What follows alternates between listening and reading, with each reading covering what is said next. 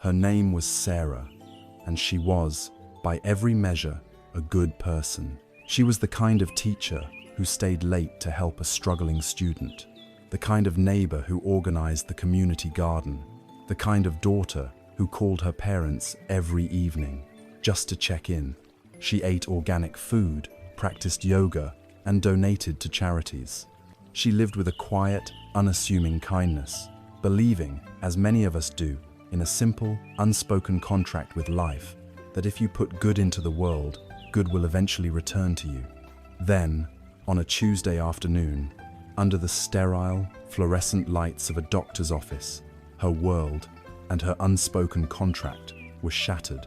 She was diagnosed with a rare and aggressive illness.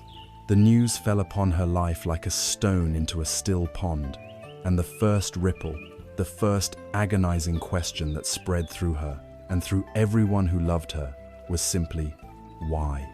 Why her? She did everything right. This question is not just Sarah's, it is a universal cry of the human heart, a question that echoes in the quiet corridors of hospitals, in the lonely aftermath of loss, and in the silent bewilderment of misfortune. In our modern lives, we are so often encouraged to optimize, to control, to follow the rules for a successful and happy existence. We work hard, we try to be kind, we build our lives brick by careful brick. And when an unexpected storm arrives and washes it all away, the feeling is not just one of sadness, but of a profound and staggering injustice. It feels like a betrayal by the universe itself. This question, why do bad things happen to good people, is not a gentle, philosophical inquiry. It is a raw wound, a cry of protest against a reality that seems chaotic and cruel and meaningless. It plunges us into a deep state of anxiety, making us question everything we thought we knew about fairness and purpose. In the face of this profound question, we often search for an answer, a reason that can soothe the ache of our confusion. Many philosophies and religions offer explanations, seeking to justify the ways of the world. But the wisdom of Buddhism approaches this territory from a radically different direction. It does not offer a simple, tidy answer to the question. It does not present a cosmic ledger book of rights and wrongs. Instead, it gently invites us to do something much more profound. It asks us to sit with the question itself. It offers us a lens, a new way of seeing, that allows us to look more deeply into the very nature of what we call good, what we call bad, and who we believe ourselves to be. It suggests that the path out of this particular kind of suffering is not found in receiving a satisfactory answer, but in transforming the very mind that asks the question. This is not a journey to an explanation, but a journey toward peace, a peace that can exist even in the unsettling presence of life's unanswered questions. Before we can even begin to approach an answer, we must first have the courage to approach the question itself. We must place it before us, not as a single, solid block of truth, but as a construction of words. And we must examine each part with the patient, gentle precision of a watchmaker. The question that causes us so much pain, why do bad things happen to good people, rests entirely on two powerful assumptions, the pillars of good and bad. We feel their meaning deep in our bones, yet Buddhist wisdom asks us to pause, to take a breath, and to inquire if these pillars are truly as solid as they seem. We begin by dismantling the first concept, the idea of a bad thing. Our mind is a swift and certain judge. When we lose a job, when a relationship ends, when we feel the sharp sting of betrayal or the dull ache of loneliness, the verdict is immediate and absolute. This is bad. There is no doubt. The experience is wrapped in a thick layer of aversion, of resistance, a feeling that this is wrong, that this should not be. This judgment is a reflex, a survival instinct honed over millennia. But while this instinct served us well when judging a poisonous berry or a predator in the grass, it becomes a source of profound confusion when applied to the vast, intricate tapestry of a human life. Let us take the example of losing a job. In the moment, the experience is saturated with negativity. There is fear about the future, shame or anger about the past, a sense of loss of identity and security in the present. The label bad feels not just appropriate, but undeniable. And for a week, a month, perhaps even a year, every piece of evidence confirms this initial judgment. The savings dwindle, the stress mounts, the world feels hostile and unforgiving. The event is, from this limited vantage point, entirely and completely bad. But time has a way of revealing chapters we did not know were in the book. This person, now freed from a career that perhaps they never truly loved, finds themselves with an unfamiliar and terrifying gift: empty time. They begin to paint again, a passion they abandoned in college. They spend more time with their children, forging connections that their 60-hour work weeks had frayed. The initial fear slowly transforms into a cautious exploration, and that exploration blossoms into a new path. They start a small business from their garage, centered around their newfound art. It is a struggle, far more uncertain than their old life, but it is filled with a sense of purpose and aliveness they haven't felt in decades. Now, looking back, is the event of losing the job still unequivocally bad? It was the very catalyst, the painful, unwanted push that led to a life of greater meaning. The bad thing became the necessary seed for a good thing. Conversely, consider an event we would all label as good: winning the lottery. It is the ultimate fantasy of a sudden, positive life transformation. The problems are over, the future is secure. This is, without question, good. Yet the stories of lottery winners are often cautionary tales. The sudden wealth attracts false friends and strains family bonds. The lack of purpose that work once provided leads to depression and aimlessness. The immense fortune, mismanaged through inexperience and poor advice, vanishes, leaving the person in greater debt and deeper despair than before they got lucky. An event that was labeled definitively good became the poison that dismantled a life. What this reveals is that good and bad are not inherent qualities of events themselves. They are highly subjective labels that we apply based on an incredibly narrow perspective, a single frame in a film that is miles long. We are standing too close to the canvas, judging a single dark stroke of paint, unable to see that it is the very shadow that gives depth and form to the angel's wing beside it. We are judging the storm without understanding the drought it came to end. The human mind, in its constant effort to make sense of the world, is a labeling machine. It categorizes, judges, and files away every experience. This, in itself, is not a problem. It is how we function. The problem arises when we mistake our labels for reality. The true source of our deep existential suffering often comes not from the event itself, but from the label we attach to it and the story we build around that label. Buddhism speaks of this as the second arrow. The first arrow is the event, the raw, unavoidable pain of life. A sickness, a loss, a failure. This first arrow strikes all of us. It is part of the human condition. But the second arrow is one we fashion ourselves. It is the thought, this is terrible, this shouldn't be happening to me, this is unfair. It is our resistance, our outrage, our self-pity. This second arrow, fired by our own mind, is what turns pain into suffering. When we label an event as bad, we are not merely describing it. We are declaring war on it. We are resisting what is. And in that resistance, we generate immense friction, tension, and misery. There is a timeless story, often told in Zen and Taoist circles, that perfectly illustrates this wisdom. It is the story of an old farmer in a small village. One day, his only horse, which he used for plowing his fields, ran away. His neighbors all came to console him, clicking their tongues and saying, "Oh, what terrible luck!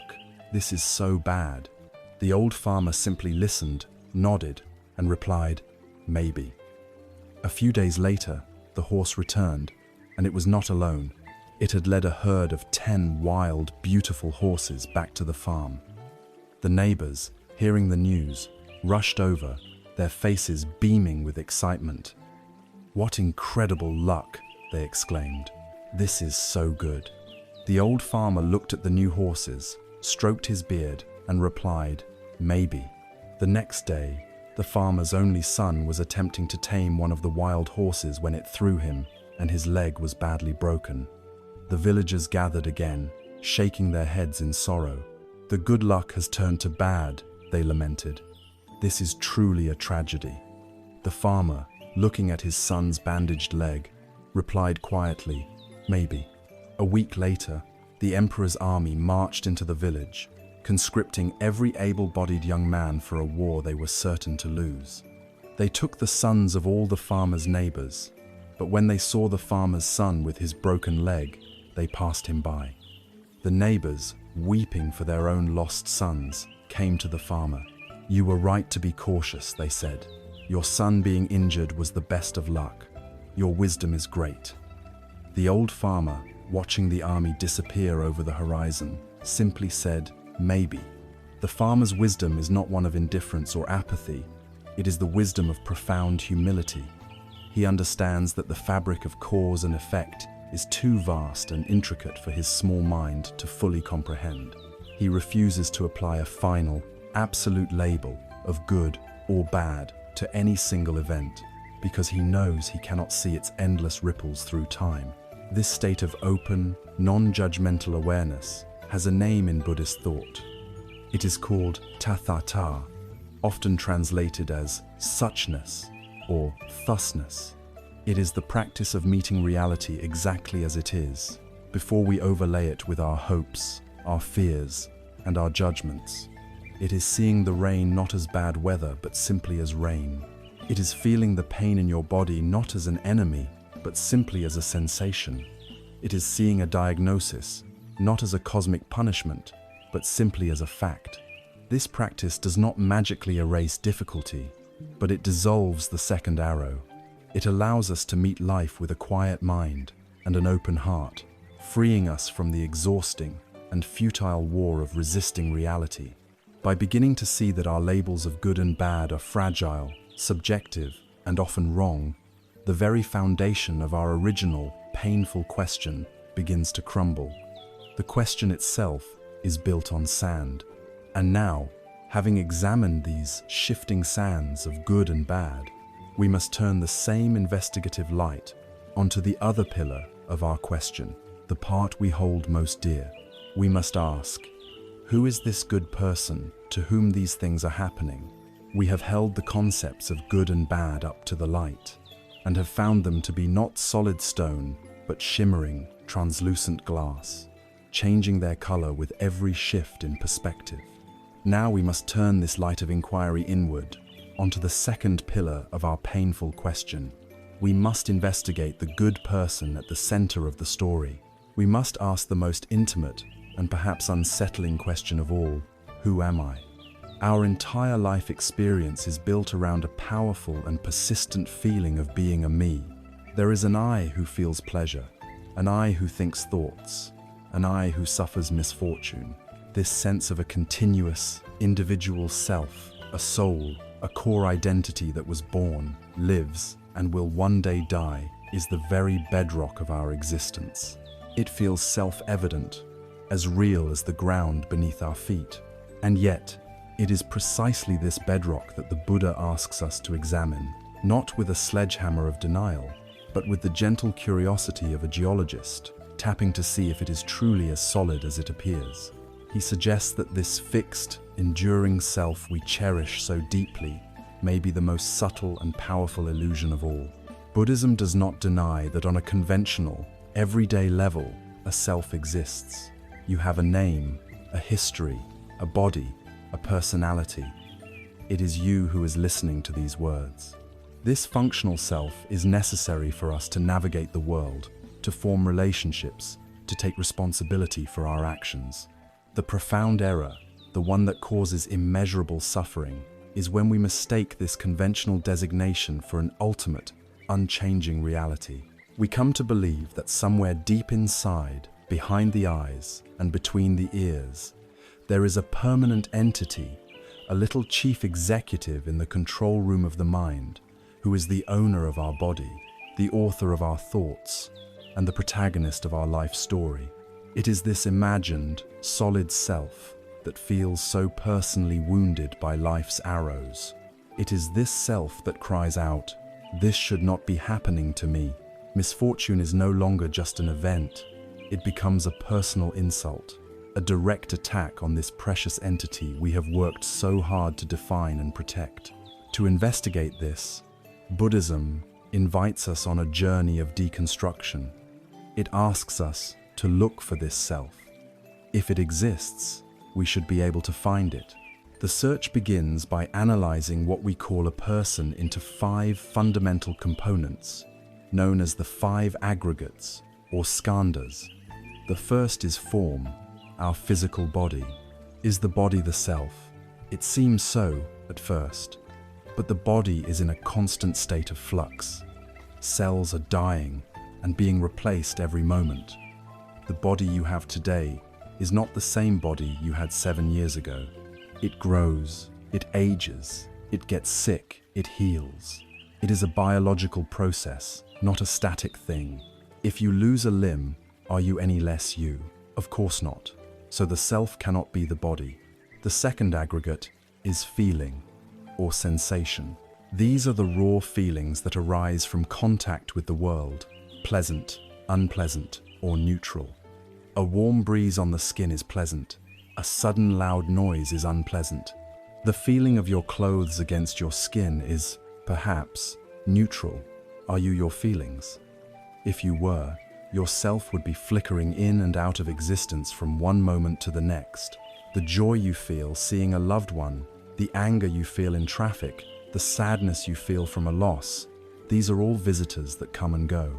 They are events that happen within awareness, but they are not the steady, continuous self we are looking for. Third is perception. This is the faculty of recognition, of labeling what our senses take in. We see a shape and color, and our perception labels it tree. We hear a sound, and our perception labels it music. Are you your perceptions? Your perceptions are conditioned by your past, your culture, your mood. A piece of modern art might be perceived as beautiful and profound by one person, and as a meaningless mess by another. Perceptions are not a pure window onto reality. They are a conditioned interpretation, and they are constantly changing. They cannot be the unchanging self. Fourth, and perhaps trickiest, are the mental formations. This is a vast category that includes all of our habits, biases, prejudices, opinions, beliefs, desires, and intentions. This aggregate feels very much like us. It is our personality, our character. But are you your opinions? Your political opinions may have changed dramatically over the last decade. Are you your desires? Your desires are a constantly shifting landscape of wanting this and not wanting that. Are you your habits? Habits can be changed with effort. These mental formations are powerful and they shape our lives, but they are conditioned processes, not a solid, independent entity. They are more like software programs running in the mind than a permanent programmer. Finally, we come to the fifth aggregate, consciousness. This is the raw faculty of knowing, the bare awareness that arises when a sense organ meets a sense object. Eye consciousness arises when the eye meets a form. Ear consciousness arises when the ear meets a sound. Surely, this must be the self, this background screen of awareness upon which everything else plays out. But Buddhism makes a radical claim. It says that even consciousness is not a permanent, independent self.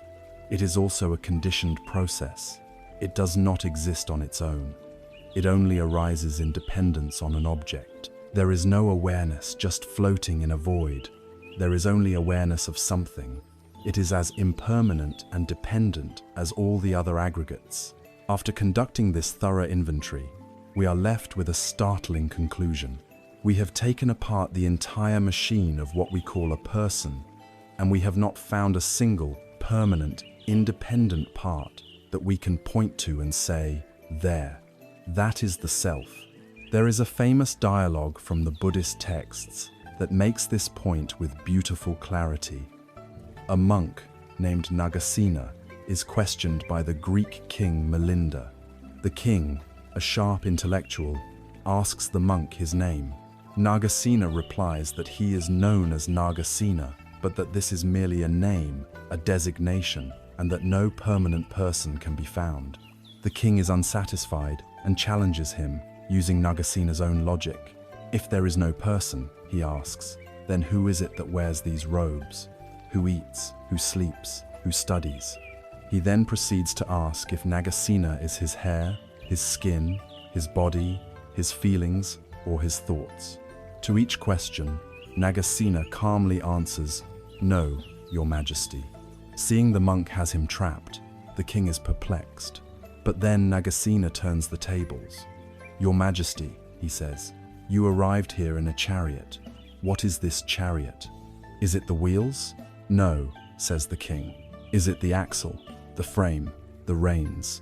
To each question, the king must answer number. Then Nagasena asks, "Is the chariot something separate from all of its parts?" Again, the king must say no. Nagasena smiles. "Your Majesty, you are a great king, yet you do not know what a chariot is. Chariot is simply a convenient name we give to the assembly of parts. When the wheels, axle, and frame are all present and configured in a certain way, we use the word chariot. But there is no chariot essence that exists independently from its parts. Like the chariot, the self is a convenient designation for the temporary assembly of the five aggregates. The word I is a pronoun, not proof of a soul. We are not a noun, we are a verb. We are not a static being, but a dynamic process. We are not a thing, but an event. We are more like a river than a statue. The Greek philosopher Heraclitus said, "No man ever steps in the same river twice, for it's not the same river, and he's not the same man." This perfectly captures the Buddhist insight of anatta, or no self.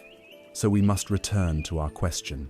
Why is this insight so crucial for easing the pain of why do bad things happen to good people?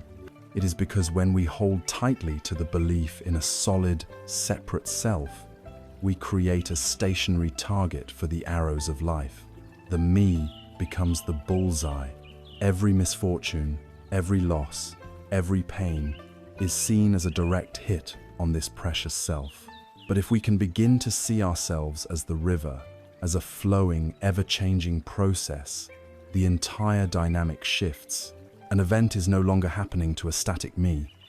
It is simply another current, another wave, another eddy in the flow of life. Pain may arise, but it flows.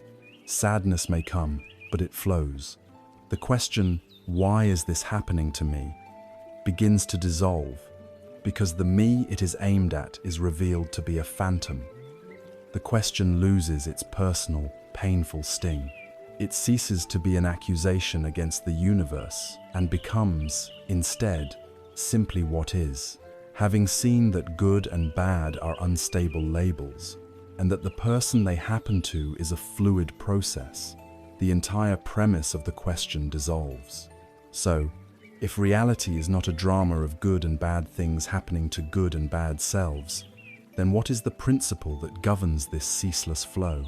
This leads us directly to the doorstep of that great and greatly misunderstood universal law, the law of karma. We have journeyed into the very heart of our own identity, searching for the solid, unchanging self to whom life happens, only to find that it dissolves under our gaze. We are not a statue, but a river. We have seen that the labels of good and bad are not written into the fabric of the universe, but are fleeting judgments projected by our own minds. The very pillars of our original question have begun to tremble, and now, as we stand in this newly cleared space, a word often rushes in to fill the void, a word that is as popular in the modern world as it is profoundly misunderstood. That word is karma. For many, karma is the ultimate answer to our question. It is the cosmic balancing act, the universal law of justice that ensures everyone, eventually, gets what they deserve. The phrase, "what goes around, comes around," has become a modern proverb. We imagine karma as a kind of cosmic boomerang, or a celestial accountant keeping a perfect tally of our virtues and vices.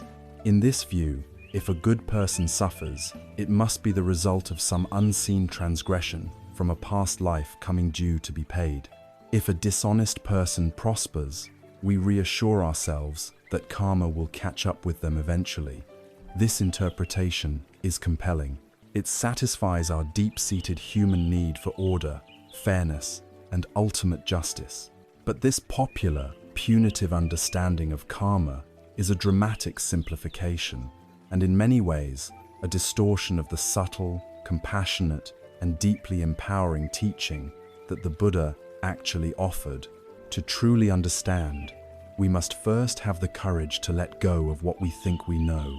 The first and most pervasive misconception is that karma is a system of reward and punishment administered by an external force. We imagine some kind of cosmic consciousness or deity sitting on a throne, watching our every move, weighing our deeds on a scale. When we are kind, this entity makes a note in the good column and dispatches a reward, perhaps a promotion at work or a sudden financial gain. When we are dishonest or cruel, a note is made in the bad column, and a punishment is sent our way, an illness, an accident, a betrayal. This turns the spiritual life into a kind of celestial transaction. A process of trying to accumulate good karma points to cash in for a better life, either now or in the future. It instills a low-level fear of the universe, a sense that we are constantly being judged. But the Buddhist view is radically different. There is no cosmic judge. There is no universal police force. The universe is not a moral agent with opinions about your behavior. The law of karma is as impersonal as the law of gravity. Gravity does not judge you before it pulls you toward the earth. It doesn't care if you are a saint or a sinner.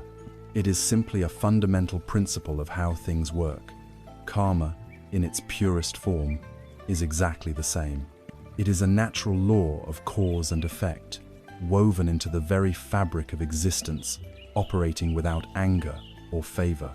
Another deep-seated confusion is the equation of karma with fate or destiny. This is the belief that our lives are entirely predetermined by our past actions, and that we are now simply living out a script that was written long ago.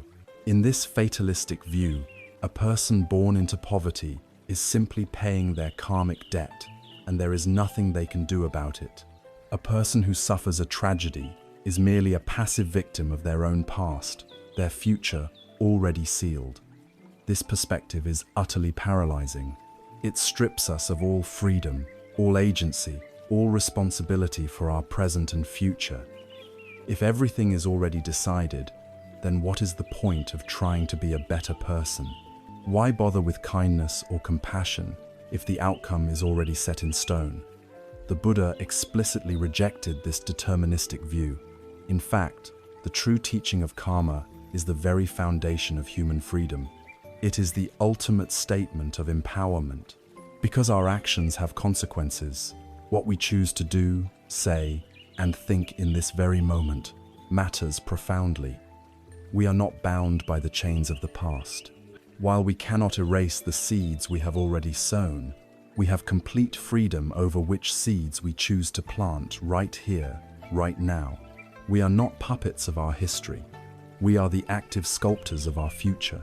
Perhaps the most harmful consequence of the simplified, punitive view of karma is that it can become a tool for cruelty, a justification for a stunning lack of compassion.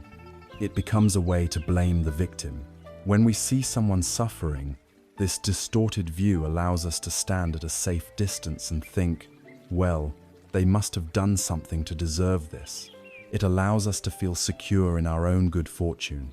subtly implying that we have earned it through our own virtue, while others have earned their suffering through their own faults. If we hear of a child born with a severe disability, this cold logic whispers, that must be the result of their actions in a past life. This is a grotesque and dangerous perversion of a teaching that is fundamentally rooted in karuna, or boundless compassion. Any interpretation of a spiritual principle that leads one to close their heart to the suffering of another is a wrong interpretation. The Buddha's teachings were intended to open our hearts, not to give us a reason to harden them. The correct, the only, truly skillful response to witnessing the suffering of another human being is not judgment, but compassion. It is to recognize our shared humanity, our shared vulnerability to pain, and to ask, how can I help? What can I do to alleviate this suffering? The question, what did they do to deserve this, is a spiritual dead end. The question, how can I show kindness, is the beginning of the path itself. To clarify this impersonal nature, consider this analogy. A man chooses to drink a bottle of whiskey. He then chooses to get behind the wheel of a car and drive at high speed. He loses control of the vehicle, crashes into a tree, and is severely injured. Is this the universe punishing him for the immoral act of drunk driving? Number, it is the natural, unavoidable consequence of his actions. The laws of physiology dictated that the alcohol would impair his judgment and coordination. The laws of physics dictated what would happen when a fast-moving object came to a sudden stop. The entire event is an unbroken chain of cause and effect. The action of drinking and driving contained within it the seed of the crash. The karma is not some external retribution that swooped in after the fact. The karma is the whole, seamless process. It is a law, not a judge. It operates with the same dispassionate consistency for everyone, everywhere. It does not look into our hearts to assess our goodness before it operates. It simply unfolds. So we must clear the ground. We must sweep away these old, unhelpful ideas. Karma is not a cosmic parent figure, rewarding and punishing. It is not an unchangeable destiny that has sealed our fate. And it is certainly not a spiritual justification for judging others or feeling smug about our own fortune. It is a natural law, as fundamental and impersonal as the rising of the sun. It is the principle that actions have results. By stripping away these layers of misconception, we can finally begin to see the teaching in its pure and powerful form. We can now ask, with a fresh and open mind, what is this law, truly? If karma is not punishment, what is it? How does it actually work? This leads us to the very heart of the Buddha's insight, the profound understanding of karma, not as cosmic justice, but as intentional action. Having swept away the common and unhelpful myths of karma as a cosmic judge or an unchangeable fate, we can now approach the teaching in its pristine, original form.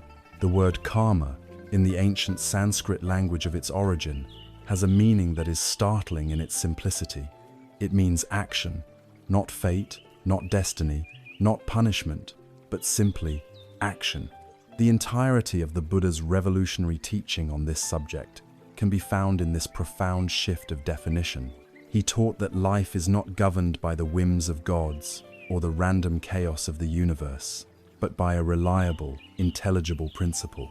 The principle that action leads to result. But his truly radical insight, the key that unlocks the entire teaching, was his specific definition of what constitutes the most important part of any action. It is not the physical movement itself, nor is it even the visible result of that movement. The absolute heart of karma, the very seed from which all of our experiences grow, is the intention that precedes and motivates the action. The Buddha stated this with unmistakable clarity. He said, "It is intention, monks, that I call karma. Having intended, one then acts through body, speech, and mind." The Pali word for this is cetana. It can be translated as volition, will, or the mental impulse that directs us toward an object or an outcome. This is the core of the law. Karma is not what happens to you. Karma is the quality of will that you bring to what you do. Every moment of our lives, we are generating karma, because every moment, our mind is filled with these subtle or overt intentions. An intention is the seed. The action is the planting of the seed. The life we experience is the garden that grows from these seeds. And the quality of the fruit, the sweetness or the bitterness of our experience, is determined entirely by the nature of the seeds we plant. The Buddha identified 3 primary roots from which all unskillful and suffering-producing intentions arise. They are known as the 3 poisons. The first is greed, or attachment. This is the state of mind that is always wanting, craving, clinging, and trying to pull pleasant experiences toward itself. It is the thirst that is never quenched. The second poison is hatred, or aversion. This is the opposite impulse, the state of mind that is always pushing away, resisting, judging, and attacking unpleasant experiences. It is the energy of ill will, anger, and resentment. The third and deepest poison is delusion, or ignorance. This is the fundamental confusion about the nature of reality. It is the mind that fails to see impermanence, that believes in a solid self, that does not understand the law of cause and effect. Any intention, any mental impulse that is colored by one of these 3 poisons will, as an inviolable natural law, create the conditions for suffering, both for ourselves and for those around us. In contrast, there are 3 roots of all skillful action. They are the direct antidotes to the poisons: generosity or non-attachment, loving, kindness or compassion, and wisdom, the clear seeing of reality as it is. Any intention rooted in these wholesome qualities will, with the same unfailing consistency, create the conditions for peace, happiness, and liberation.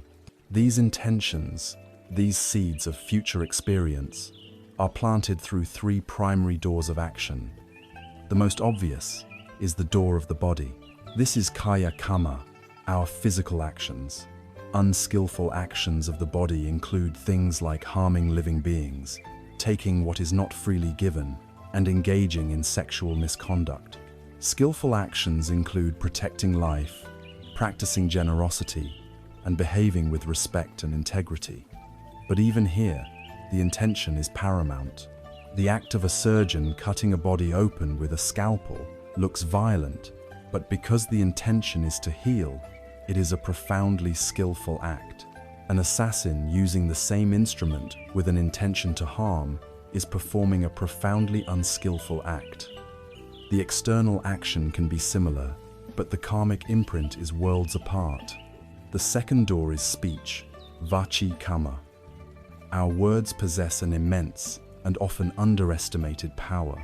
A single, carelessly spoken word can plant a seed of pain in another person's heart that can fester for a lifetime. Conversely, a word of genuine encouragement can give someone the strength to persevere through unimaginable hardship.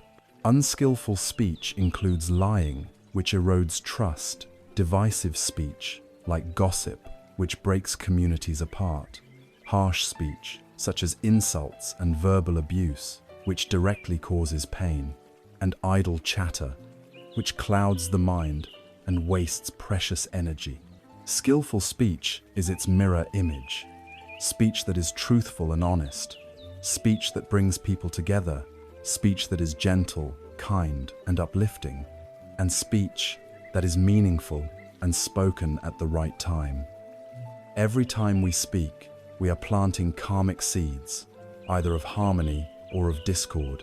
The third, most subtle, and most fundamental door is the mind, mano kamma. This is karma at its source, the world of our thoughts, which is where every word and deed is born. Before the hand is raised in anger, the thought of anger first arises in the mind.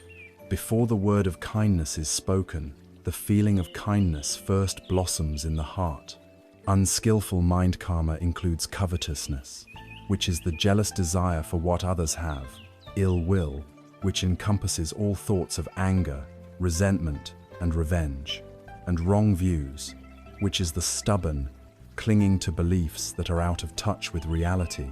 Skillful mind karma includes contentment, the ability to appreciate what one has, goodwill, the active wishing of happiness for all beings, and right understanding, the clear and wise perception of life.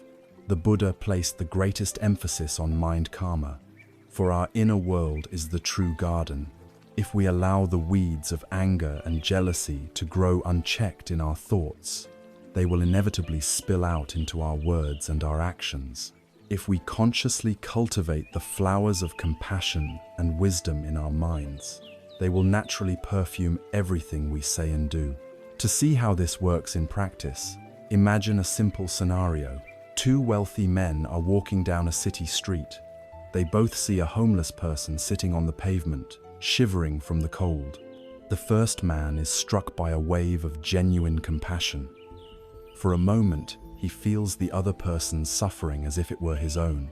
He walks over, kneels down, looks the person in the eye with warmth and respect, and gives them a $100 bill, sincerely wishing them well and hoping they find a warm meal and a safe place to sleep. The second man also sees the homeless person, but he also notices that some of his influential colleagues are watching from across the street. His immediate thought is, what a wonderful opportunity this is to appear generous and spiritual. He too walks over and gives the person a $100 bill. He might even make a bigger show of it, patting the person on the back for all to see. From the outside, the physical action, the kaya karma, is identical. For the person receiving the money, the immediate result is also identical. But from the perspective of karma, the two actions could not be more different. The first man planted a powerful seed of pure, selfless compassion. The karmic fruit of that seed will be a softening of his own heart, a greater capacity for joy, and a natural inclination toward more kindness in the future. The second man planted a seed of pride, calculation, and attachment to his reputation. The karmic fruit of that seed will be the strengthening of his own ego, a deeper entanglement in the web of praise and blame, and a subtle reinforcement of his feeling of separation from others. This is the beautiful and demanding truth of karma. It is an inside job. It is not about keeping score or pleasing a god. It is the intimate, moment-to-moment science of one's own heart and mind. We are the gardeners. Every intention is a seed, and our life is the unfolding harvest. This understanding is profoundly empowering. It places the entire possibility of our happiness and freedom squarely in our own hands. But it also raises a new, more difficult question. If the law of karma is so direct, if our intentions are the seeds of our experience, why doesn't life always reflect this? Why do we see people with seemingly kind intentions who suffer terribly? And why do we see people who act from greed and hatred who seem to live lives of ease and luxury? It is because the garden we are tending is not a simple one. The seeds we plant do not all sprout at once. This leads us to explore the great complexity of how and when the seeds of karma come to fruition. We have arrived at a clear and empowering understanding. Karma is intentional action. The seeds of our future are the thoughts, words, and deeds we are creating in this very moment. This is a liberating principle, and yet it immediately collides with our direct experience of the world. We look around and see lives that seem to defy this law. We know people who are deeply kind, generous, and ethical, yet their lives are filled with hardship, illness, and loss. We also see people who are selfish, cruel, and dishonest, yet they seem to sail through life with ease, accumulating wealth and success. The garden of their life seems to be growing roses, while they are planting nothing but thorns. The kind person's garden, meanwhile, seems to be sprouting thorns, despite their diligent planting of roses. This apparent contradiction, this seeming injustice, is often what makes people dismiss the law of karma as wishful thinking. But this conclusion comes from a misunderstanding of how and when seeds sprout. The Buddhist view does not suggest that life is a simple, instant feedback machine. It sees our existence not as a small window box where one seed immediately yields one flower, but as a vast, ancient, and profoundly complex garden. The soil of this garden has been cultivated for an immeasurable amount of time, and what we see breaking the surface today is only a tiny fraction of what lies dormant beneath. In this karmic garden, not all seeds are created equal. Some seeds are like cress or radish seeds. They sprout almost overnight. This is the karma that ripens in this very life. Its workings are often plain to see. If you consistently practice an instrument with skillful intention, you will become a better musician. The cause and effect are clearly linked. If you cultivate a habit of anger and lash out at your loved ones, you will damage your relationships and create an atmosphere of unhappiness. The result follows the cause directly. This is the level of karma we can most easily observe and accept. But many other seeds are like the seeds of a mighty oak tree. They are powerful, but they require many seasons to gather strength before they even begin to push their way through the soil. This is the karma that ripens in a future life, or at least in a much later period of this one. A person may be committing terrible acts today, yet living a life of comfort and ease. They are not being rewarded for their cruelty. They are simply sitting in the shade of a great oak tree of past good karma, a powerful, skillful seed they planted a long, long time ago. The fruit they are enjoying today comes from an old harvest. But with every cruel act they commit in the present, they are not tending to that tree. Instead, they are clear-cutting the forest around them and planting the soil with poisonous seeds, which will lie in wait until the shade of the old tree is gone. Conversely, the good person who is suffering is not being punished for their kindness. They may be diligently planting seeds of compassion and generosity every single day, but they are experiencing the bitter fruit of a thorny weed whose seed was planted long ago. Perhaps it was a powerful, unskillful act from many years past, or from a previous lifetime in the traditional Buddhist view. That seed has lain dormant, waiting for the precise convergence of conditions, the right amount of rain and sun, the right temperature of the soil to finally ripen and break through the surface. Their present suffering is the fruit of a past cause, just as their present goodness is the cause of a future, happier result. Their patient, virtuous work today is not in vain. They are planting the seeds of future oak trees, even as they are forced to deal with the thorns that have already sprouted. Some karmic seeds are even more patient. They can lie dormant for an unimaginable length of time, waiting through countless seasons until the conditions are finally right for their emergence. And some seeds, if the conditions are never right, or if they are overwhelmed by a flood of opposing karmic forces, may never sprout at all. A life of overwhelming compassion can wash away and render ineffective many smaller, weaker seeds of past negativity. This is best understood through the metaphor of the garden itself. Imagine your mind, your stream of consciousness, as a vast plot of land.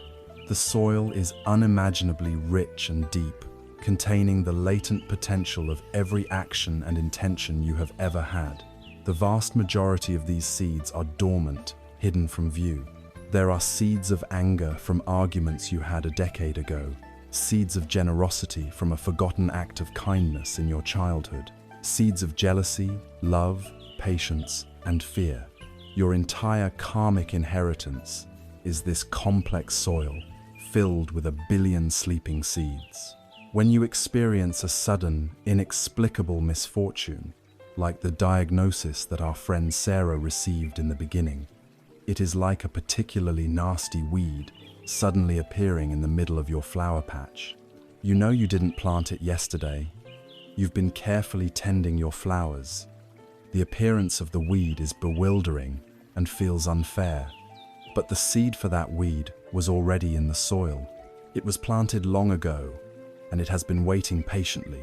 Your present circumstances, your stress levels, your physical environment, the actions of others created the perfect microclimate for that specific seed to germinate and shoot to the surface. Your suffering today is not a punishment for your goodness today. It is the ripening of an old, forgotten seed. This understanding must be a source of compassion, not blame. It is never an excuse to look at another's suffering and say, that is their karma. Rather, it is a way to understand our own suffering without falling into the trap of, why me? I've been so good. It allows for a more patient, wise, and long-term perspective. It also helps us to understand that an event is rarely the result of a single karmic seed. A plant needs more than just a seed to grow. It needs soil, water, sunlight, and air. Similarly, an experience in our life is almost always a confluence of many different causes and conditions. Your personal karma is the seed, and it is a powerful factor, but the soil it falls upon is the collective karma of your family, your community, and your society.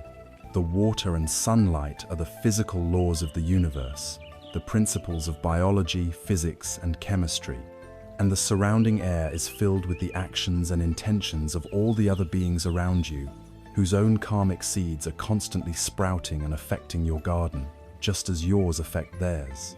Life is an infinitely complex ecosystem of interconnected causes and effects. To believe that your present experience is the result of only one single cause and action from your past is a vast oversimplification. This recognition that we are part of an interdependent web should dissolve any sense of heavy, personal guilt and replace it with a sober understanding of the immense complexity of life. Seeing this complexity frees us from the tyranny of needing an immediate, linear explanation for everything that happens. It allows us to hold the pain of a good person's suffering without having to resort to simple and ultimately unsatisfying answers. It replaces the frantic, anxious need for a reason with a deep and abiding patience. We can't go back and unplant the seeds of our past. Obsessing over what we might have done to deserve our current struggles is a fruitless and painful exercise. The past is like a dream. The only place where we have any real power, the only place where we can truly shape our destiny, is in the present moment. The most important question is never, why is this weed growing here? The most important questions are, now that this weed is here, how will I respond to it? Will I let it poison my whole garden with bitterness and resentment? Or will I use the experience of dealing with it to become a more patient and compassionate gardener? And most importantly, what seeds will I choose to plant today for the harvests of tomorrow? This profound shift of focus, from analyzing the unchangeable past to acting skillfully in the ever-present now, is the very heart of the Buddhist path to freedom. We have journeyed through a landscape that can, at first, feel desolate. We have dismantled the comfortable notions of good and bad. We have seen the solid self dissolve into a flowing, impersonal process. We have learned that the difficult circumstances of our present lives may be the sprouting of bitter seeds planted in a past we cannot even remember.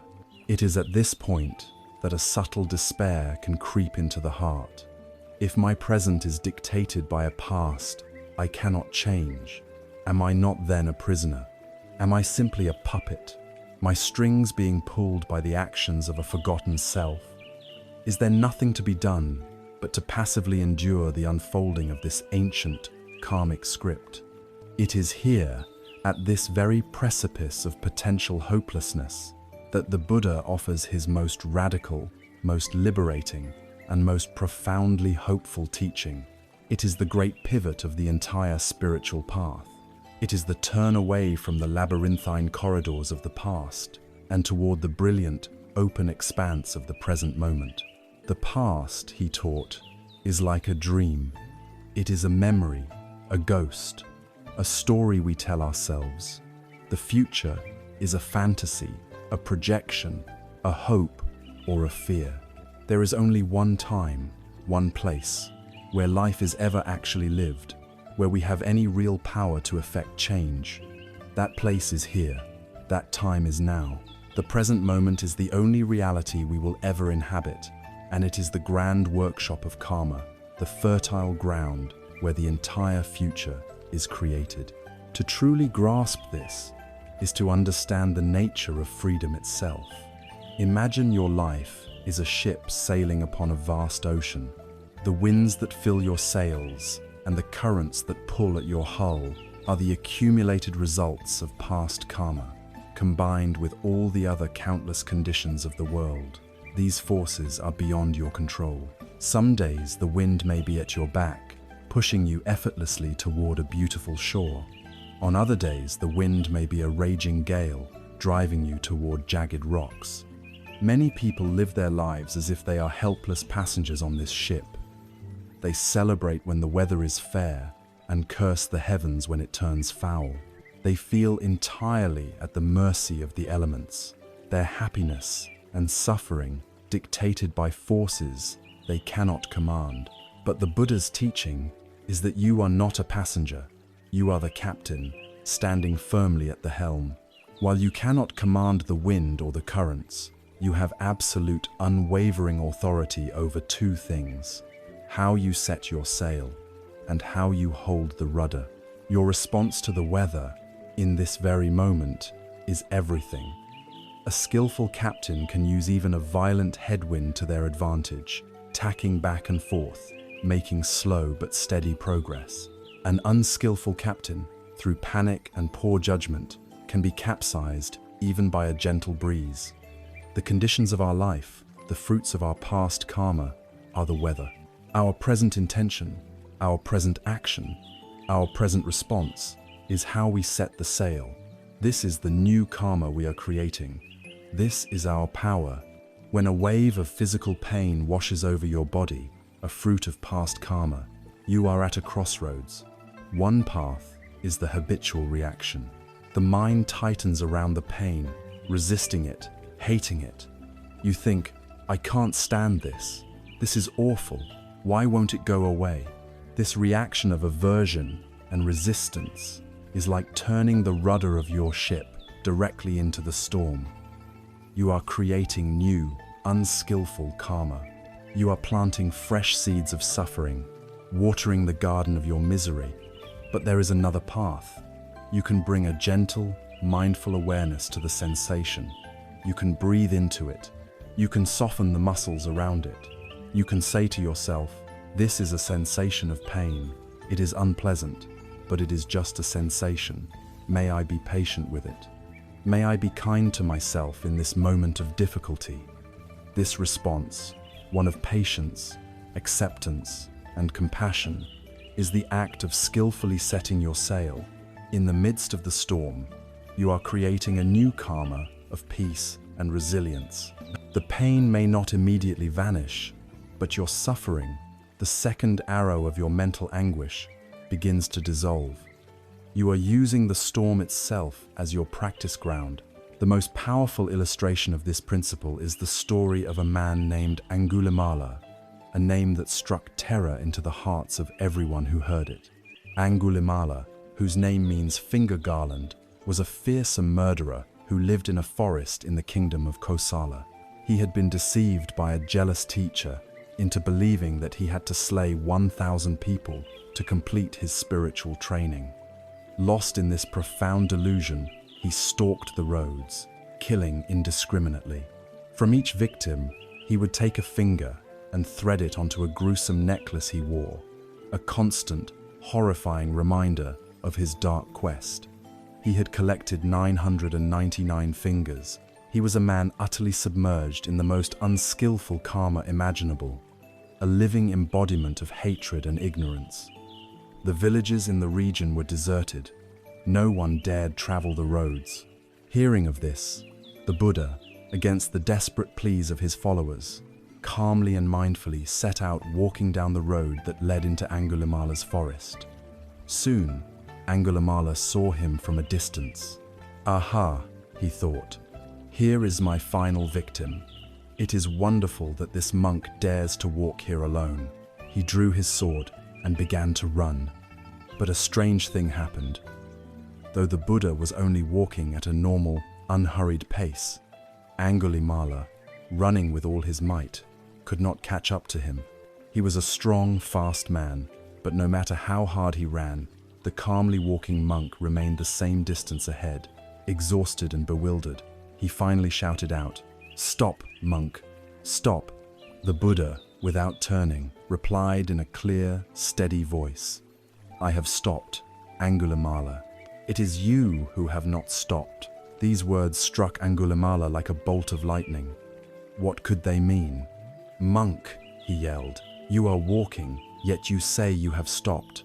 I have stopped running, yet you say I have not. What is the meaning of this?" The Buddha turned to face him, his gaze filled not with fear, but with an immense and unwavering compassion. "Angulimala," he said, "I have stopped forever. I have laid down the sword. I have stopped creating the causes of suffering for myself and for any living being. But you are still running. You are running in the endless race of violence, anger, and delusion. You have not stopped harming, and so you have not stopped suffering." In that instant, the sheer power of the Buddha's compassion and wisdom shattered Angulimala's delusion. He saw the horror of his actions for the first time. The weight of his 999 murders crashed down upon him. He threw his sword to the ground, fell at the Buddha's feet, and begged to be accepted as a follower. In that single moment of profound repentance and right intention, Angulimala, the monster, planted a new seed, a seed so powerful it had the potential to change his entire destiny. His path was not easy. The Buddha accepted him into the monastic order, but karma is not a magical slate that is wiped clean. The results of his past actions still had to ripen. When Angulimala would walk into a village for alms, people would scream and flee in terror. Some, brave with anger, would throw stones and sticks at him, shouting curses. He would often return to the monastery with his robe torn and his head bleeding. One day, bruised and in pain, he came before the Buddha, who said to him, "Bear with it, Brahman, bear with it. You are experiencing in this very life the ripening of the karma that could have caused you to be tortured in hell for countless eons. Because you have stopped, because you are practicing now, you are burning up that old, terrible karma in this lifetime." Angulimala persevered. He meditated with ferocious dedication. He turned his immense energy away from violence and toward liberation. He suffused his every thought with loving kindness, making a vow to never harm another living being. He eventually became an arhat, a fully enlightened saint, a source of peace and inspiration for all. His story is the ultimate testament to the power of the present moment. It teaches us that no matter how dark our past, no matter how many unskillful seeds we have planted, the power to change our future resides entirely in the quality of our intention, right here, right now. This is not just a story about a mythical figure from long ago. It is the story of our own potential. We may not wear a garland of fingers, but we all have our own inner Angulimalas. We have our garlands of anger, our garlands of jealousy, our garlands of greed, our garlands of fear. Every difficult situation that life presents to us is a chance to either continue running like Angulimala or to stop. Consider again our friend Sarah, facing her chronic illness. The illness is the ripening of an old seed. It is the unchangeable weather. Her first, habitual reaction might be to fall into a deep bitterness, a constant "why me?" that sours every interaction and poisons every remaining moment of peace. This is the path of running, of creating new karma of despair. But she has another choice. She can choose to stop. She can choose to make the illness her field of practice. She can use the physical pain as a reminder to be mindful. She can use her fatigue as a chance to practice patience. She can use her vulnerability as a gateway to cultivating a fierce compassion for herself and for every other person who is sick and afraid. The illness does not go away, but she has transformed it from a curse into a powerful, albeit painful, spiritual teacher. She has turned the rudder of her ship and is now using the storm to strengthen her heart. She is creating a new karma of wisdom and peace. This is how poison is turned into medicine. Every moment of difficulty is an invitation to do the same. The demanding boss, the traffic jam, the financial worry, the ungrateful child, each is a moment where we can either react habitually, planting more seeds of stress and anger, or we can pause, breathe, and choose to plant a seed of patience, understanding, or kindness. This is the liberating truth that stands at the very center of the Buddhist path.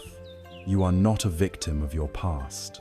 You are the heir to your past, but you are the creator of your future. The great river of your life may be murky with the mud and stones of past actions. You cannot change what has already flowed downstream. But right here, at the spot where you stand, is a spring of perfectly pure, clean water. This spring is your present intention. You have the choice in this moment and in the next moment and in the moment after that to pour this clean water into the river. At first, the effect may seem small. The river is vast and the mud is deep.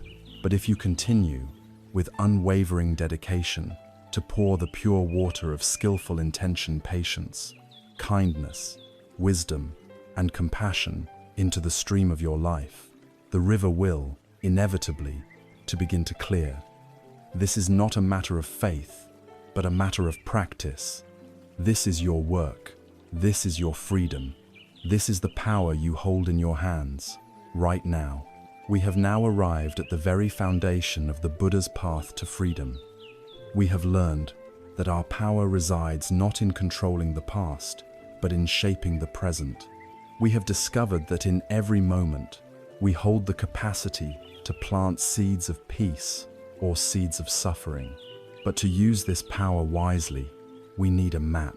We need a clear, reliable guide that shows us the landscape of our own minds and the true nature of our experience. This map was the very first teaching the Buddha gave after his enlightenment. It is the essential framework upon which all other Buddhist teachings rest. It is known as the Four Noble Truths. These are not commandments to be believed without question, nor are they articles of faith. They are rather presented as the pragmatic and compassionate findings of a master physician of the mind. Imagine a doctor examining a patient. The process follows four logical steps.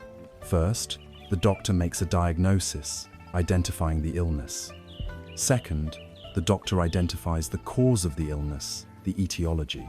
Third, the doctor determines if there is a cure, offering a prognosis.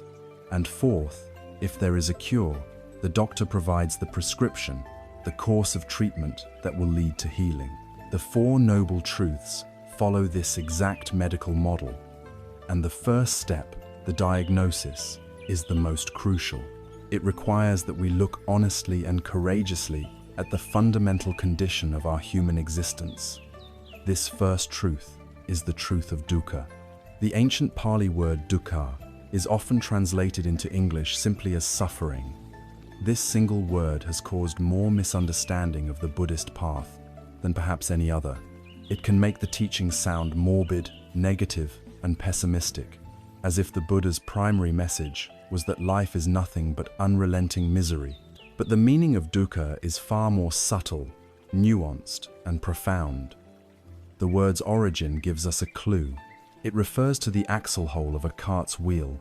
If the hole is not perfectly centered, if it is a bad hole, dukkha, the ride will be bumpy, jarring, and fundamentally unsatisfying. The wheel may still turn, the cart may still move forward, but the journey will be characterized by a constant friction and discontent. Therefore, dukkha does not just mean gross, physical, or mental pain. It points to the pervasive, underlying quality of unsatisfactoriness that is woven into the very fabric of a conditioned, mortal life. It is the low-level background hum of anxiety, the feeling that something is not quite right, the inherent friction of a life that is always changing and never permanently secure. To help us understand this fully, the teaching breaks dukkha down into three distinct types or layers. The first and most obvious is dukkha, which can be translated as the pain of pain. This is all the suffering that we readily recognize as such. It is the searing pain of a burn, the throbbing ache of a headache, the sharp grief of losing someone we love. It is the anxiety of facing an exam, the fear of public speaking, the sting of a cruel word, the loneliness of being misunderstood. It is the discomfort of being too hot or too cold, the pain of hunger, the exhaustion of a sleepless night. It is the unavoidable suffering of birth, old age, sickness, and death. This layer of dukkha is undeniable. No human being is exempt from it, and it is the form of suffering that we are all, instinctively, trying to avoid. The second layer is more subtle and, in many ways, more profound.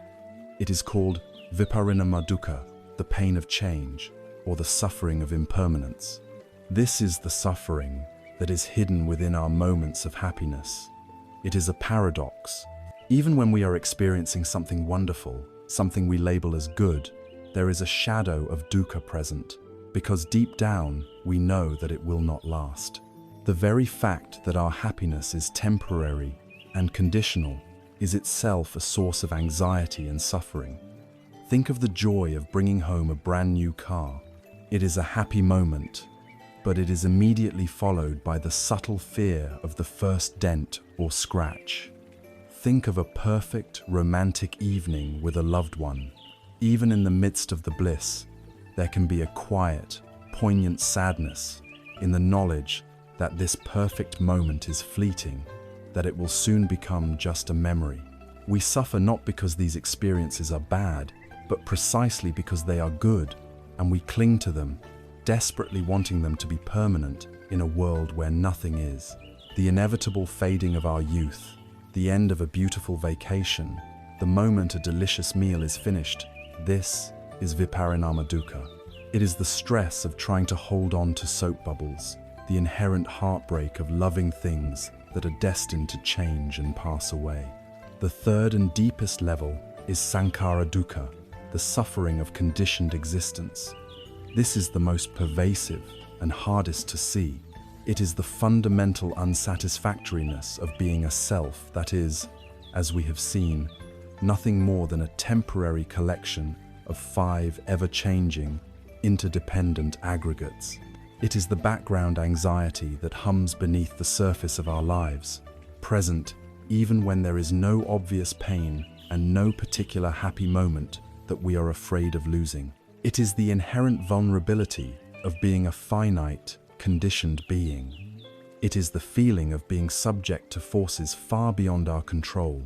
It is the existential friction of the off-center axle, the baseline bumpiness of the ride itself, regardless of whether we are going up a hill or down one. It is that vague, restless feeling you might have on a perfectly ordinary day, the sense that something is missing, the subtle dis-ease that keeps us endlessly seeking the next distraction, the next purchase, the next experience, hoping it will finally fill a void that can never be filled from the outside. There is a poignant story that brings the most universal aspect of dukkha into sharp focus. It is the story of a young woman named Kisa Gotami. Her first and only child had died, and she was consumed by a grief so powerful that it drove her to madness. Denying his death, she clutched the small, lifeless body to her chest and wandered through her village, going from house to house, desperately begging everyone she met for a medicine that could bring her son back to life. Some people ignored her, others mocked her madness, but one compassionate elder, seeing her immense pain, directed her to the one person he thought might be able to help. He told her to go and see the Buddha. Kisa Gotami ran to the Buddha and laid her son at his feet, pleading with him to perform a miracle. The Buddha looked at her with boundless compassion and did not dismiss her plea. Instead, he gave her a task. "There is only one medicine that can help," he said. Go into the village and bring me a single mustard seed from a house where no one has ever lost a child, a spouse, a parent, or a dear friend. Filled with a desperate, renewed hope, Kisa Gotami began her search. She went to the first house, and the kind woman there immediately offered her a handful of mustard seeds. But when Kisa Gotami asked her crucial question, "Has anyone in this house ever died?" the woman's face fell. "Oh, gentle one," she said, "the living are few, but the dead are many. Do not remind me of my deepest sorrow. I lost my husband last year." Kisa Gotami went to the next house, and the next, and the next. The story was always the same. Every family was happy to give her the seed, but every family had been touched by death. One had lost a daughter, another a father, another a beloved cousin. As the sun began to set, Kisa Gotami sat by the side of the road, weary and empty-handed. As she watched the flickering lights of the village appear one by one, only to be extinguished again, a profound realization dawned in her heart. Her immense, all-consuming grief was not her private curse. It was the shared, universal inheritance of all human beings. How selfish I have been in my sorrow, she thought. Death is common to all. She had finally and directly understood the first noble truth. To bravely and honestly acknowledge the truth of dukkha in all its forms is not an act of pessimism. It is an act of profound courage, clarity, and realism. It is the moment we stop pretending that life should be a smooth, bump-free ride, and finally acknowledge the inherent friction of our condition. A doctor who ignores a patient's symptoms out of a desire to be optimistic is not a good doctor. The diagnosis must come first. The first noble truth, then, is not a metaphysical judgment on the value of life. It is not saying that life is bad. It is simply the doctor's clear, compassionate, and unflinching diagnosis of our shared condition. By looking this truth squarely in the face, we take the first and most essential step on the path toward healing. It allows us to let go of our unrealistic expectations and our constant, exhausting resistance to the way things are. And it leads us, naturally and urgently, to the next crucial question. Now that we have diagnosed the sickness, what is its cause? We have stood together and looked with courage upon the first noble truth, the diagnosis of our shared human condition, the truth of dukkha. We have acknowledged the pervasive unsatisfactoriness, the subtle and overt suffering that colors our lives. A courageous diagnosis, however, is only the first step. A skilled physician, having identified the illness, now turns their full attention to its origin. What is the cause? Where does this deep dis-ease come from? This inquiry brings us to the heart of the Buddha's psychological and spiritual genius, the second noble truth, the truth of the cause of suffering, known in Pali as samudaya. The answer it provides is both profoundly simple and radically challenging. It states that the root cause of our suffering is not found in the external world. It is not our difficult job. It is not our failing health. It is not the state of the economy, and it is not the people who treat us poorly. The ultimate cause of our suffering, the Buddha taught, arises from within our own minds. The specific cause is a powerful, primal, and deeply ingrained mental factor called tanha. This word is often translated as craving or desire, but its meaning is closer to thirst. It is not a gentle wanting, but a burning, insatiable thirst, a compulsive drive for things to be other than they are. It is this inner thirst, in its various forms, that is the true architect of our discontent. To understand how this works, we can return to the image of the two arrows.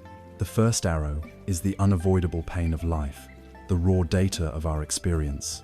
It is the physical sensation of a migraine, the raw emotion of sadness after a loss. This first arrow is, in itself, simply a neutral event, a feeling. It is the second arrow that transforms this pain into suffering. The second arrow is our reaction to the first. It is the arrow of tanha, When we feel the pain of the migraine, the second arrow is the thought, I can't stand this, I need this to go away now. When we feel the sadness of loss, the second arrow is the desperate craving, I want things to be as they were, I need that person back. It is this mental reaction, this thirst for reality to be different, that adds layers of anger, frustration, self-pity, and despair on top of the original pain. The first arrow hurts. The second arrow, the arrow of our own craving, is what poisons the wound. This fundamental thirst, this tanha, manifests in three primary ways. The first and most recognizable is kama tanha, the craving for sense pleasures. This is the relentless thirst for pleasant experiences that come through our six senses, the five we know well, and the mind, which Buddhism considers a sixth sense organ. It is the craving for beautiful sights, for melodious sounds, for delicious tastes, for fragrant smells, for pleasant physical sensations, and for interesting and agreeable thoughts. Our entire consumer culture is built upon stimulating and promising to satisfy this thirst. It drives us to endlessly chase the next gourmet meal, the next hit movie, the next stylish outfit, the next luxury vacation, the next dopamine hit from a notification on our phone. We live like hungry ghosts, constantly seeking the next fix to appease a hunger that can never be truly filled. This chase is a direct cause of suffering because, as we saw in the first noble truth, all pleasant experiences are impermanent. The pleasure of the meal fades, the vacation ends, the new car gets old. The moment the pleasure disappears, the thirst returns, often stronger than before, leaving us feeling empty, restless, and dissatisfied once again. The second form of thirst is deeper and more entwined with our ego. It is bhava tanha, the craving to become, or the craving for existence. This is not just the desire to have pleasant things, it is the deep, driving need to be something, to construct, solidify, and enhance our sense of self. It is the craving for status, for reputation, for power, for fame. It is the burning desire to be seen by others as successful, as intelligent, as attractive, as virtuous, as important. It is the engine behind our ambition, our competitiveness, our ceaseless striving to build a lasting and impressive identity for ourselves. This craving is a profound source of anxiety because it is a project that is doomed from the start. We are trying to build a permanent, solid statue of me out of the flowing, impermanent river of life. This thirst fuels our fear of failure, our envy of others' success, and the constant stress of trying to maintain an image. It is the desperate desire of the ego to exist forever, to become a permanent fixture in a universe defined by change. The third form of thirst is the mirror image of the second. It is vibhava tanha, the craving for non-existence, or the craving for annihilation. This is the thirst to get rid of something, the energy of aversion. On a simple level, it is the craving for an unpleasant experience to end. It is the powerful urge for a headache to stop, for an annoying person to leave, for a frightening situation to be over. This is the fuel for our anger, our fear, our irritation, and our resentment. We are pushing reality away, demanding that it conform to our wishes. On a deeper, more desperate level, when the pain of existence becomes overwhelming, vibhava tanha can manifest as the craving for self-annihilation, the desire for oblivion, the wish to not exist at all. It is the ultimate expression of pushing away, the desire to escape from life itself. Both craving for existence and craving for non-existence are two sides of the same coin. Both are a violent refusal to accept reality as it is. One grasps, the other pushes away, but both are a form of struggle against the natural flow of life. This incessant thirst, this tanha, expresses itself as upadana, which means clinging or grasping. Imagine you are trying to hold water in your hands. If you form a gentle, relaxed cup with your palms, You can hold the water for a time. You can experience its coolness and wetness. But if you try to cling to it, if you get anxious about it slipping away and squeeze your fists tight, the water immediately runs out between your fingers. The very act of grasping destroys the thing you are trying to possess. The experiences of our lives are like that water. They flow to us and through us. The pleasant feeling, the difficult emotion, the moment of insight. If we can meet them with a mind that is open and relaxed, we can experience them fully. But the moment we try to cling, the moment tanha arises and says, I must have this forever, or I cannot bear this, it must go away, we squeeze our mental fists. This act of clinging and resisting is what creates tension, friction, and suffering. The problem is not the water. The problem is not the events of our lives. The problem is the thirst that leads to the grasping. And so we arrive at the core of the second noble truth, the source of our deepest suffering, the friction of our lives, the off-center axle that makes the ride so bumpy, is this internal, burning thirst. It is our own relentless demand that reality be different from what it is. This is a profoundly challenging truth because it takes away our ability to blame anyone or anything else for our discontent. It places the responsibility squarely back in our own hearts. But it is also the most empowering truth imaginable. For if the cause of suffering is not in the world, but in our own minds, then the solution must also lie within our own minds. We do not need to change the entire world to find peace. We do not need to rearrange all the people and circumstances of our lives to be happy. We only need to work with our own minds. We only need to address this fundamental thirst. This realization that the cause of the illness is internal leads us directly to the most hopeful and vital question of all. If this thirst is the cause, is there a cure? Is it possible to find an end to craving? This question opens the door to the third noble truth, the truth of the cessation of suffering. We have followed the path of the physician. We have submitted to the diagnosis, looking unflinchingly at the reality of dukkha, the pervasive unsatisfactoriness of life. Then, we turned our gaze inward and identified its root cause, the burning inner thirst of tanha, or craving. To know the disease and its cause is a crucial step, but it is also a perilous one. It can leave us feeling trapped, diagnosed with a chronic condition whose cause seems to be woven into the very fabric of our being. It is at this critical juncture that the patient asks the most important question: is there a cure, doctor? Is there any hope? The third noble truth is the Buddha's clear, unambiguous, and profoundly hopeful answer. It is the prognosis, and the prognosis is good. Yes, he declares, there is a cure. There is an end to suffering. This truth is known as nirodha, which means cessation. This is the great promise that illuminates the entire Buddhist path. It is the assurance that we are not condemned to an endless cycle of craving and dissatisfaction. There is a way out.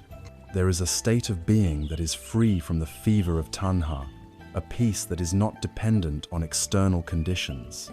This is not a vague promise of a paradise after death. It is a tangible possibility that can be realized right here, in this very life, by any human being who is willing to walk the path. Nirodha is the end of the line for dukkha. It is the possibility of freedom, but we must be very clear about what this cessation of suffering actually means. It does not mean entering a state of blank apathy or emotional numbness. It does not mean that one ceases to feel, nor does it mean that life magically becomes perfect and that we will never again encounter unpleasantness. An enlightened person, one who has realized nirodha, still experiences the first arrow. If they get sick, their body feels pain. If they lose a friend, their heart feels sadness. The world does not stop being the world. The crucial difference is that they are no longer shooting themselves with the second arrow. The cessation is not the end of pain, it is the end of our reaction to pain. It is the complete uprooting of tanha. When that deep, compulsive thirst for things to be different is extinguished, the mind stops its frantic dance of grasping for pleasure and pushing away pain. It learns to meet all of life's experiences, the pleasant, the unpleasant, and the neutral with a vast, equanimous, and peaceful acceptance. Imagine your mind is a deep mountain lake. For most of us, the winds of craving and aversion are constantly blowing across the surface, churning the water into a chaotic turmoil of waves and ripples. We cannot see clearly into its depths. The realization of Nirodha is like the winds ceasing completely. The surface of the lake becomes perfectly still, reflecting the sky with flawless clarity. A stone might still be thrown into the lakean. Unpleasant event may occur and it will create temporary ripples. But the lake's fundamental nature is one of deep, unshakable stillness, and the ripples soon subside, leaving its pristine clarity undisturbed. This is a mind that is no longer at war with reality. This state of ultimate peace and freedom is called Nibbana in Pali, or Nirvana in Sanskrit. The word literally means to extinguish or to blow out, as one would blow out a candle flame. What then is being extinguished? It is the three fires that are constantly fueled by our craving: the consuming fire of greed, the raging fire of hatred, and the smoldering, confusing fire of delusion. Our normal, everyday state of mind, from this perspective, is one of being on fire.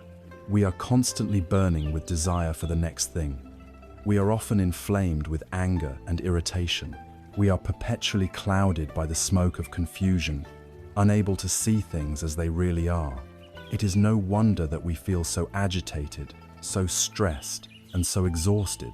Nibbana is the supreme coolness that results when these fires have been completely quenched. It is not a place one travels to, like a heavenly realm. It is a state of mind that is uncovered, a reality that is realized when the veils of greed, hatred, and delusion are removed. The ancient texts describe this state with words that point beyond our normal concepts: the unconditioned, the deathless, the farthest shore, supreme security, the unborn. Ultimately, any attempt to describe Nibbana with words is like trying to describe the color blue to a person who has been blind from birth. It is a reality that transcends our conceptual frameworks and can only be known through direct, personal experience. Let us revisit the parable of the second arrow to understand the practical reality of this state. Imagine two people are walking through a forest, and both are struck in the leg by a stray arrow. The first person, representing the ordinary, untrained mind, is hit by the first arrow and immediately cries out in pain. This is the unavoidable physical suffering. But then, instantly, they fire a volley of second arrows into themselves. "Why me?" they cry. "This is a catastrophe. I'll be permanently disabled. This is the worst thing that could have possibly happened. Who did this to me? I will find them and make them pay." Their mind spirals into a storm of anger, fear, self-pity, and catastrophic thinking. Their total suffering is magnified 100-fold, far beyond the actual physical pain of the wound. They are not just feeling the pain, they are lost in a tragic story about the pain. The second person, representing the wise person who is on the path to Nirodha, is also struck by the first arrow. They feel the exact same searing physical pain. It hurts just as much. But because they have trained their mind, they do not automatically fire the second arrow. They pause, they breathe, they look at the situation with clarity. Their mind says, "There is a sharp pain in my leg. An arrow has pierced the muscle. This is a serious situation." The skillful thing to do now is to stay calm, assess the damage, and figure out how to safely remove the arrow and treat the wound. They experience the pain, but they do not create the secondary layers of mental anguish. They feel the hurt, but they are not imprisoned by the story of the hurt. This is the difference between pain and suffering. This is the freedom of Nirodha. It is the learned skill of not shooting yourself with the second arrow. The third noble truth, then, is the great turning point in our journey. It is the North Star that guides the entire path. The first two truths diagnose a profound and universal problem, but the third truth declares with absolute confidence that this problem is not a life sentence. It is solvable. It offers a genuine, verifiable, and deeply rational hope, not based on wishful thinking, but on the potential of the human mind to purify itself. The illness has been diagnosed as dukkha, the root cause has been identified as tanha, and the prognosis has been delivered. A complete cure, nirodha, is possible. With this hope now firmly established, only one practical question remains for our master physician to answer. Now that we know a cure exists, what is the medicine? What is the actual, step-by-step prescription we must follow to extinguish these fires of suffering and realize this supreme peace for ourselves? This essential question leads us directly to the fourth and final noble truth, the truth of the path itself. We have walked the path of a physician, moving through the stages of a profound diagnosis. We have faced the truth of dukkha, the inherent unsatisfactoriness of a conditioned life. We have identified its deep internal cause, the burning thirst of tanha, or craving. And we have been given the most hopeful prognosis imaginable, the truth of nirodha, the certainty that a complete cessation of this suffering is possible. A diagnosis, a cause, and a cure. The logical and final step in this compassionate medical process is the prescription itself. What is the medicine we must take?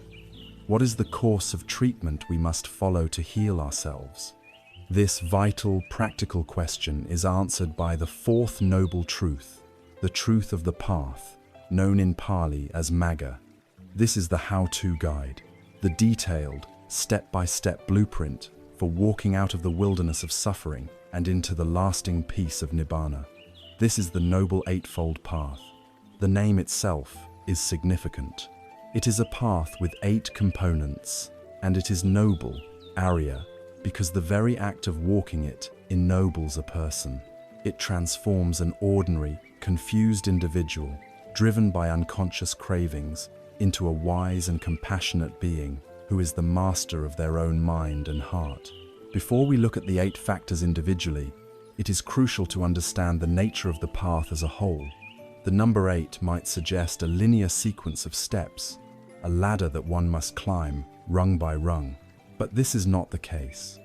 The Noble Eightfold Path is not a series of sequential stages.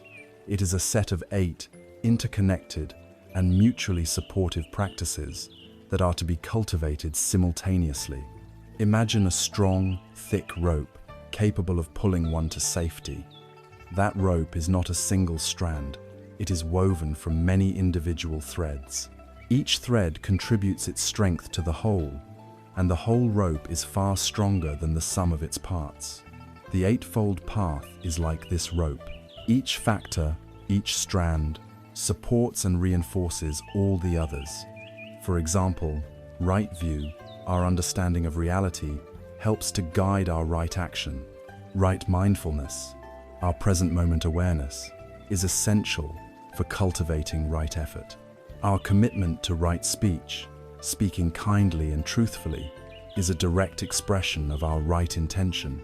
The path is a holistic program for well-being, where every aspect of our lives, thinking, our speaking, our acting, our working is integrated into a single, unified journey toward awakening.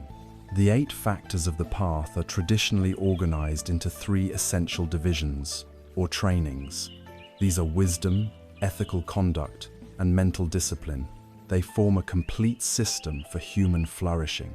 The first division is wisdom, prajna in Sanskrit. This is the guiding intelligence of the path, the faculty of seeing and understanding that illuminates the way. It consists of the first 2 path factors. 1. Right view, sometimes called right understanding, is the map. It is seeing things as they truly are, not as we wish they were or fear they might be. At its foundation, it is the clear comprehension of the Four Noble Truths themselves. It is the understanding of the nature of dukkha, its cause in tanha, its possible cessation in nirodha, and the path that leads to that cessation. On a deeper level, it is the direct insight into the fundamental nature of reality, that all things are impermanent, that there is no solid, unchanging self, and that all phenomena are interconnected.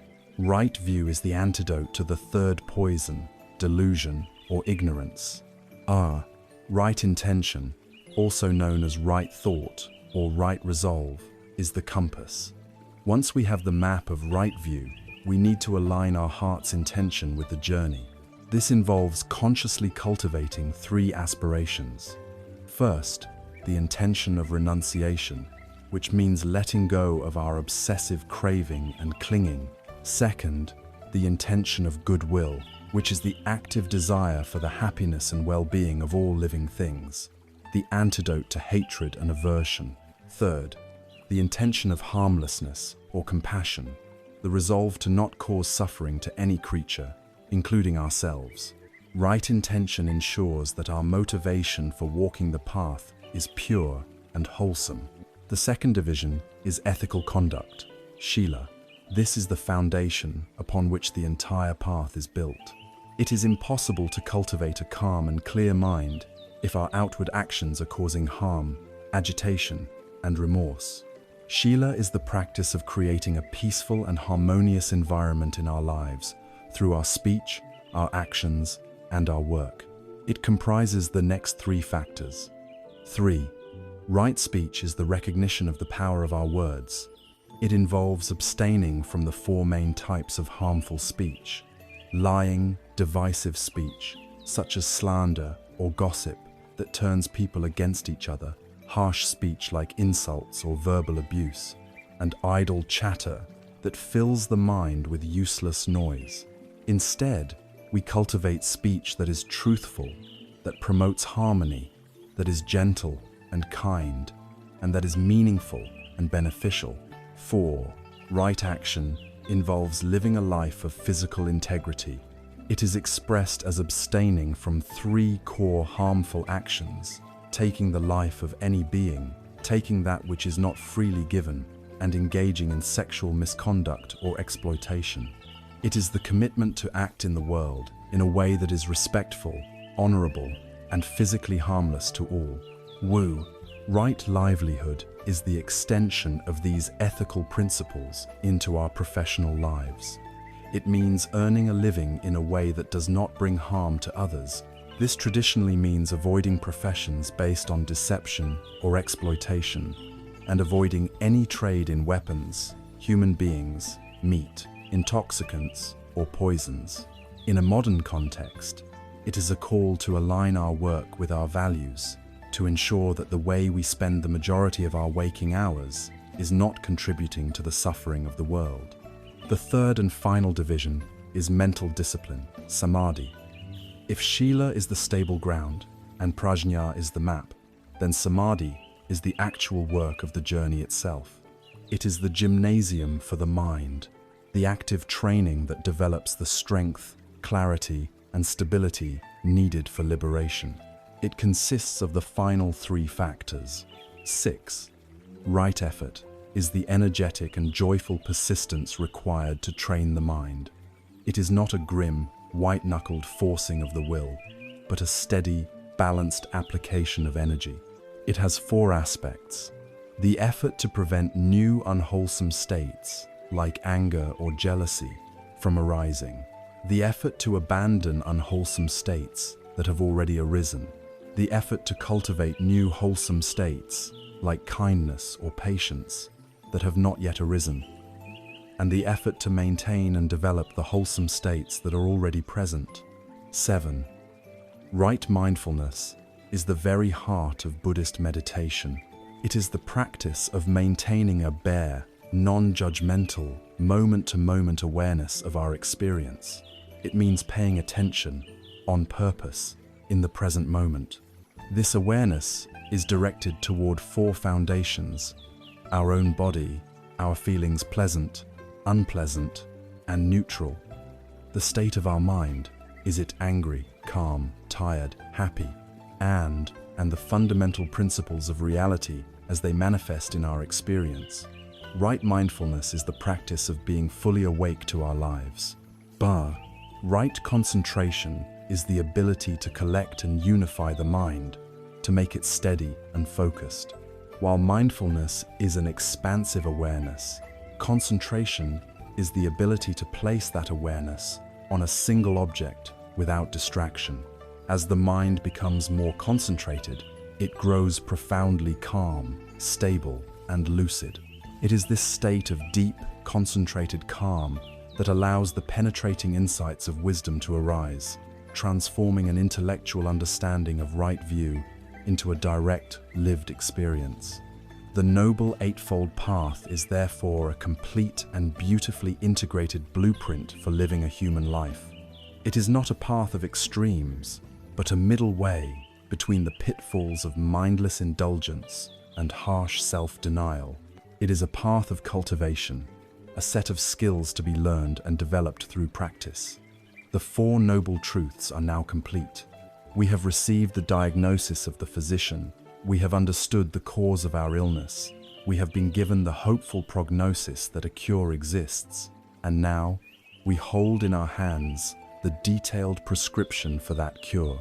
Our journey from this point forward will be to look more closely at some of the most potent medicines in this prescription, to see how we can apply these ancient and timeless practices of mindfulness, compassion, and wisdom directly to the unique pressures and challenges of our own modern lives. We have now arrived at the very heart of our physician's prescription. We hold the map of the Four Noble Truths, and we have been introduced to the integrated design of the Eightfold Path, the comprehensive program for healing. Now, we open the doctor's bag of instruments, and we take out the first, most fundamental, and most versatile tool of all. It is the foundation upon which all other healing depends. This tool is right mindfulness, or in the ancient Pali language, sati. In our modern world, the word mindfulness has become ubiquitous. It is marketed as a technique to boost productivity, a hack to reduce stress, a method for simple relaxation. While it can indeed lead to these benefits, its true purpose, its original power, is something far deeper, far more radical, and infinitely more transformative. It is not merely a tool for self-improvement. It is the primary instrument for self-liberation. At its core, mindfulness is the practice of developing a profound and intimate awareness of our own experience as it unfolds, moment by moment. It is, as the great modern teacher Jon Kabat-Zinn has defined it, the art of paying attention in a particular way, on purpose, in the present moment, and non-judgmentally. It is the skill of learning to see ourselves and our world with a clear and gentle precision before we wrap everything in the thick layers of our opinions, our stories, and our automatic reactions. To truly appreciate what mindfulness is, it is essential to first understand what it is not. There are many deep-seated misconceptions that can create enormous frustration for anyone attempting to practice. Firstly, and most importantly, mindfulness is not about stopping your thoughts or trying to achieve a blank mind. This is perhaps the most common and discouraging myth of all. A beginner sits down to practice, closes their eyes, and is immediately confronted with a relentless cascade of thoughts, memories, plans, and worries. They then think, "I'm failing at this. I can't do it. My mind is too busy." But the goal was never to stop the mind from thinking. The mind's nature is to produce thoughts, just as the heart's nature is to beat. The practice of mindfulness is not about stopping this river of thought. It is about changing your relationship to it. It is the practice of learning to sit on the riverbank and watch the thoughts flow by, without being swept away by their current. Secondly, mindfulness is not merely a relaxation technique. While a deep state of calm is often a beautiful and welcome side effect of the practice, it is not the ultimate goal. The goal is awareness, and awareness is not always peaceful. Sometimes, when we quiet the external noise and turn our attention inward, we come face to face with our own inner storms, our restlessness, our grief, our unresolved anger. This experience is not relaxing at all. It can be deeply uncomfortable, but it is a necessary part of the healing process. Mindfulness gives us the courage and the stability to finally be present with our own pain, allowing it to be seen and held with kindness, which is the first step toward its transformation. True mindfulness is not about escaping discomfort, but about learning to be with it in a new and wiser way. Finally, mindfulness is not a religious belief system. It is a universal human capacity, an innate quality of our minds that can be cultivated through training. It is a form of mental fitness, accessible to anyone of any faith or of no faith at all, just as lifting weights to strengthen the body is accessible to all. It is the simple, secular, and profound act of getting to know the inner workings of your own mind and heart. The core of formal mindfulness practice is the training of our attention. Our attention is, by nature, like an untrained puppy.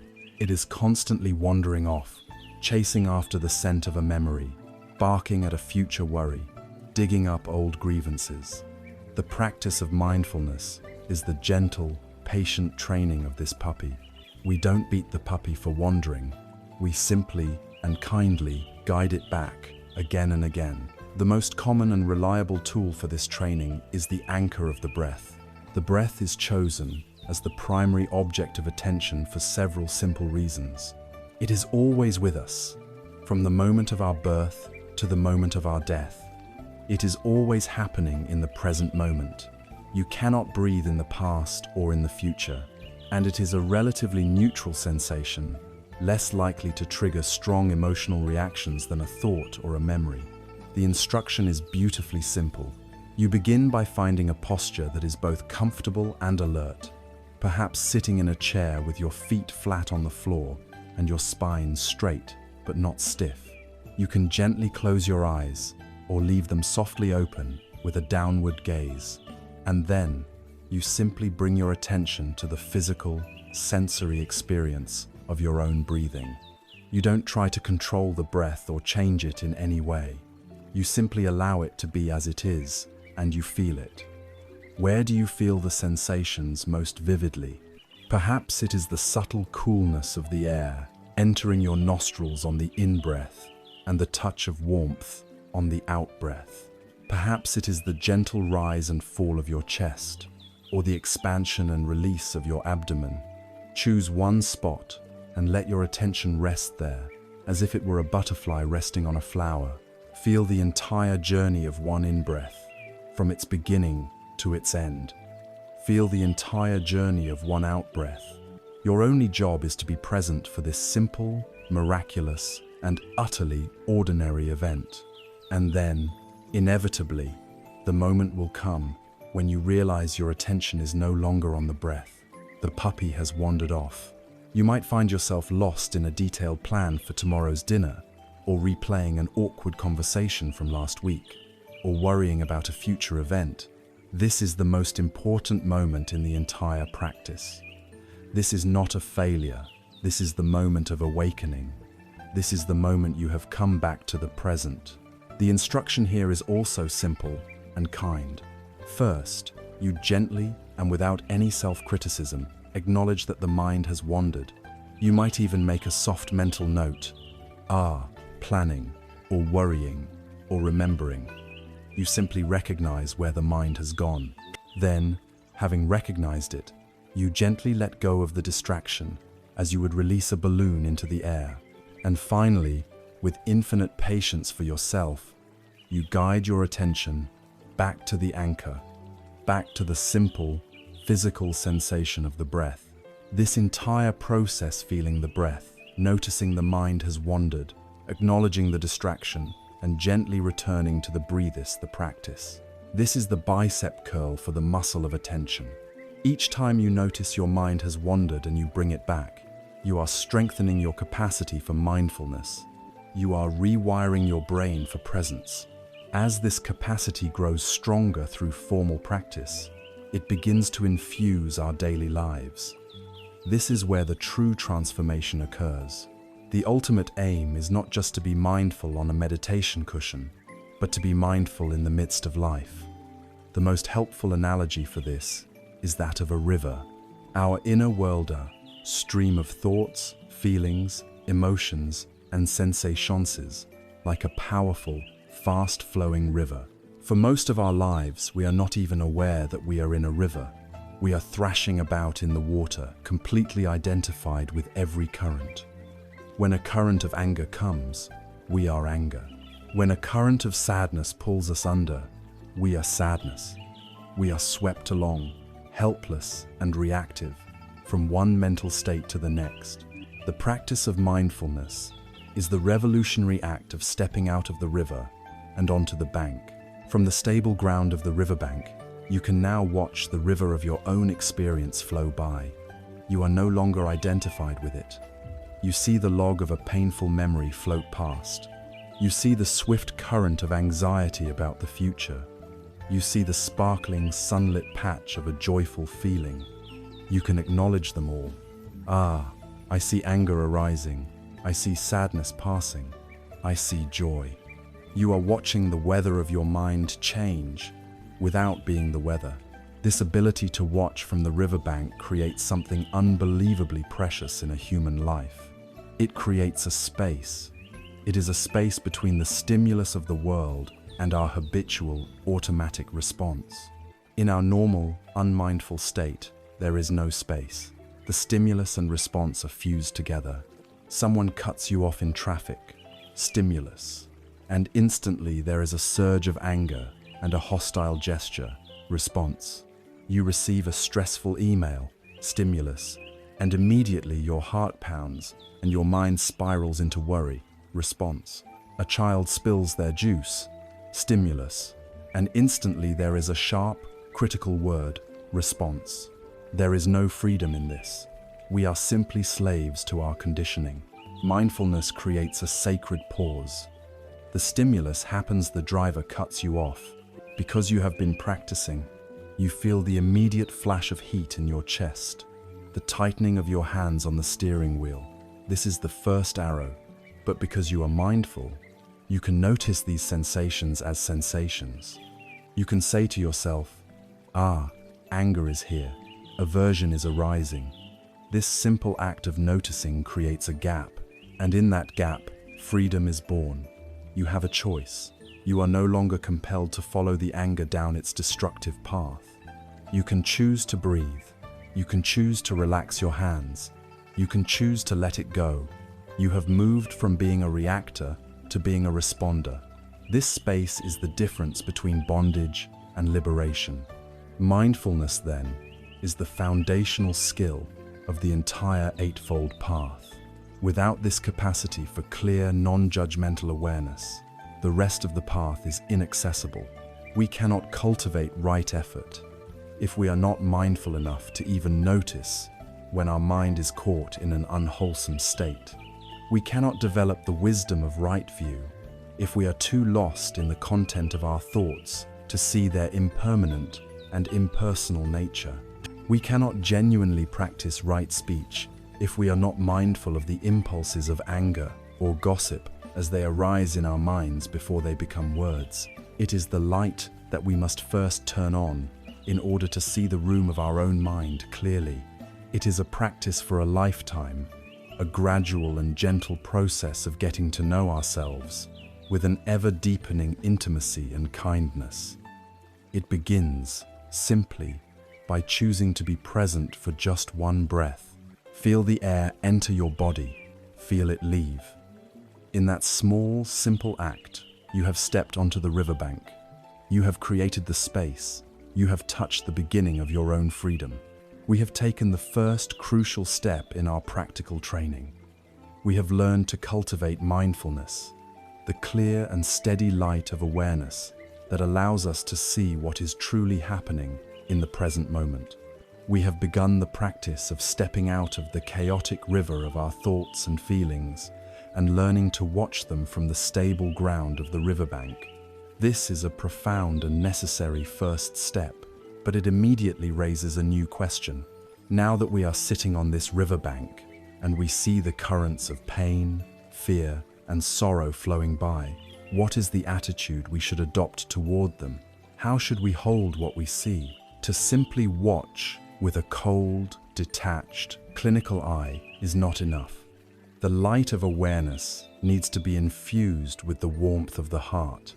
This warmth, this gentle and courageous tenderness, is the quality of compassion or karuna, and its most challenging and perhaps most healing application is directed not outward but inward. It is the practice of self-compassion. For many of us, particularly in a culture that prizes strength and relentless self-improvement, the idea of self-compassion can feel deeply uncomfortable. It can be mistaken for self-pity, for weakness, for making excuses, or for self-indulgence.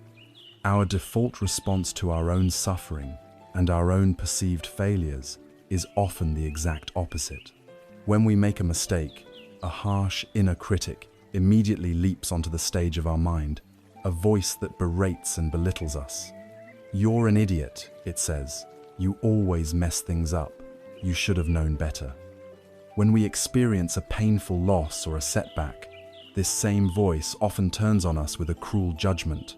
"Stop being so weak," it scolds. "Just get over it." Or it might whisper a toxic form of self-blame. "I must have done something wrong to deserve this.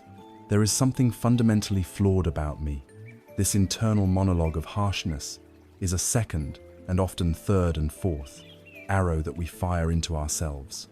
The world delivers the first arrow of misfortune, and then, instead of tending to the wound, we pick up a heavy club and begin to beat ourselves with it. This inner war, this constant self-aggression, is a primary engine of our deepest suffering. It is the fuel for anxiety, for depression, and for the pervasive sense of shame that can haunt a life. The practice of self-compassion is the radical and courageous decision to lay down this club, to end the inner war, and to finally treat ourselves as if we actually mattered. So what does it mean to be self-compassionate? It is not about telling ourselves that we are perfect or that our problems are not real. It is about bringing a new quality of relationship to our own imperfection and our own pain. The modern psychologist and researcher Dr. Kristin Neff, drawing from traditional Buddhist wisdom, has beautifully articulated this practice as having three core components. The first is self-kindness, as opposed to self-judgment. This is the simple, yet revolutionary, act of treating ourselves with the same care, warmth, and encouragement that we would offer to a dear friend. Imagine for a moment that your closest friend comes to you in distress. They have just failed at an important project or are going through a painful breakup. What would you do? Would you tell them they are a worthless loser? Would you tell them to stop being so pathetic and just suck it up? Of course not. You would likely use a soft tone of voice. You would offer them words of comfort and validation. You might say, "Oh, that sounds so incredibly hard. I'm so sorry you're going through this. It's okay to feel upset. Be gentle with yourself." Self-kindness is the practice of turning this same compassionate response inward. It is recognizing that you, too, are worthy of your own care. It is learning to speak to yourself as you would a cherished friend. The second component is the recognition of common humanity as opposed to isolation. When we suffer or fail, our immediate feeling is often one of profound isolation. We feel that we are the only one in the world who is this flawed, this broken, this unlucky. Our pain cuts us off from the rest of humanity, imprisoning us in a lonely bubble of shame. Self-compassion actively pierces this bubble. It reminds us that suffering and imperfection are not personal failings. They are the universal, shared experience of being human. Every single person on this planet has felt inadequate. Every person has made mistakes. Every person has experienced heartbreaking loss. This is not a sign that something is wrong with you. It is the very thing that connects you to everyone else. The inner narrative shifts from the isolating cry of "why me" to the connecting whisper of "just like me." Just like me, others feel this pain. Just like me, others struggle. This simple shift in perspective transforms suffering from a source of alienation into a bridge for deep, empathetic connection with all of life. The third component is mindfulness, as opposed to over-identification. This is where the previous practice we explored becomes essential. Mindfulness provides the balanced awareness we need to hold our painful experiences without being consumed by them. Over-identification is what happens when we are drowning in the river of our emotions. We don't just feel sadness, we are sadness. We don't just feel like a failure, we are a failure. There is no space between our sense of self and the painful emotion or thought. Mindfulness creates that crucial space. It allows us to step back onto the riverbank and acknowledge our pain without becoming it. We can say to ourselves, "I am aware of a strong feeling of sadness arising within me right now," rather than "I am sad." We can notice, "A thought of self-criticism has appeared in my mind," rather than believing that thought to be the absolute truth. This mindful awareness prevents us from being swept away. It allows us to hold our pain in a spacious, compassionate embrace, giving it the room it needs to be and to eventually pass. In the great traditions of Mahayana Buddhism, there is a beloved archetypal figure who perfectly embodies this quality of compassion. In Tibet and India, this figure is known as Avalokiteshvara. In China and Vietnam, as Kuan Yin. This being is known as the Bodhisattva of compassion, the one who has postponed their own final enlightenment out of a deep vow to remain in the world until all beings are free from suffering. Avalokiteshvara is often depicted with 1,000 arms, and in the palm of each hand is an eye. This beautiful imagery symbolizes the ability to see the suffering in every corner of the universe and to simultaneously reach out with a helping hand to soothe it. The name Kuan Yin can be translated as the one who hears the cries of the world. The practice of self-compassion is the practice of becoming our own Kuan Yin.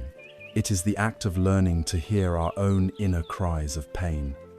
It is the willingness to turn the gentle, all-seeing eye of our awareness inward, not with judgment, but with unconditional tenderness. It is the practice of using our own hands not to beat ourselves, but to offer a comforting touch to our own aching heart.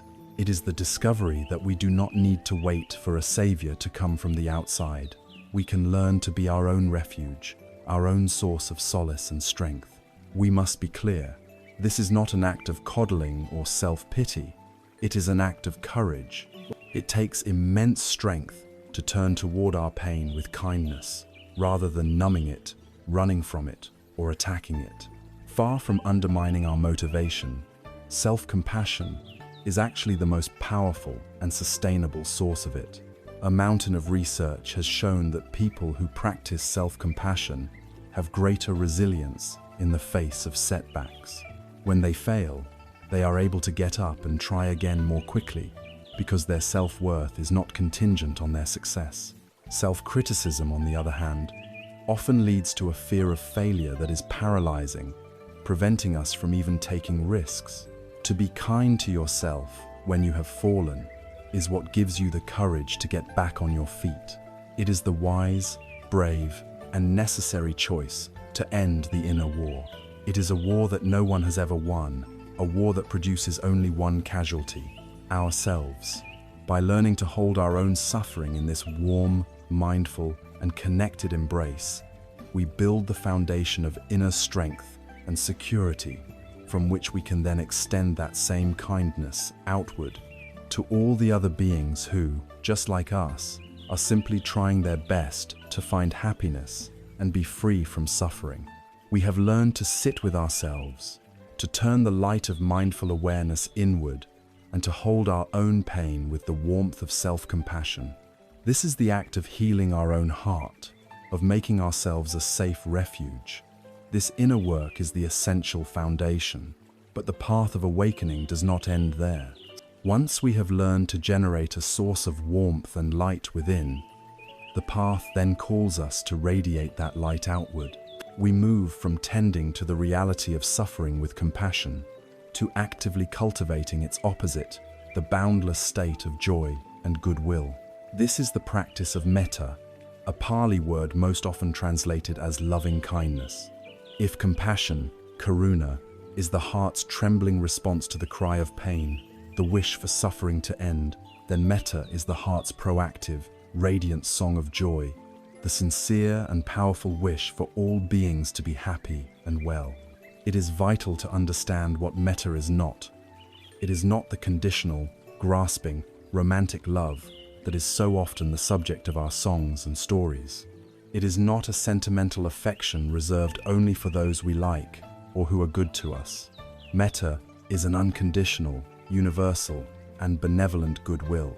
It is a steady and impartial warmth, like the light of the sun, which shines equally on the beautiful flower and the thorny weed, on the saint and the sinner, without judgment or preference.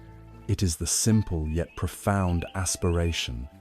May you be happy, may you be well, may you be safe, may you live with ease. This is not a passive feeling that we must wait for inspiration to strike. It is a deliberate training of the heart, a mental muscle that can be consciously developed through practice. While mindfulness is the practice of observing what is already present in the mind, metta is the proactive practice of planting and nurturing beautiful flowers in the garden of the mind.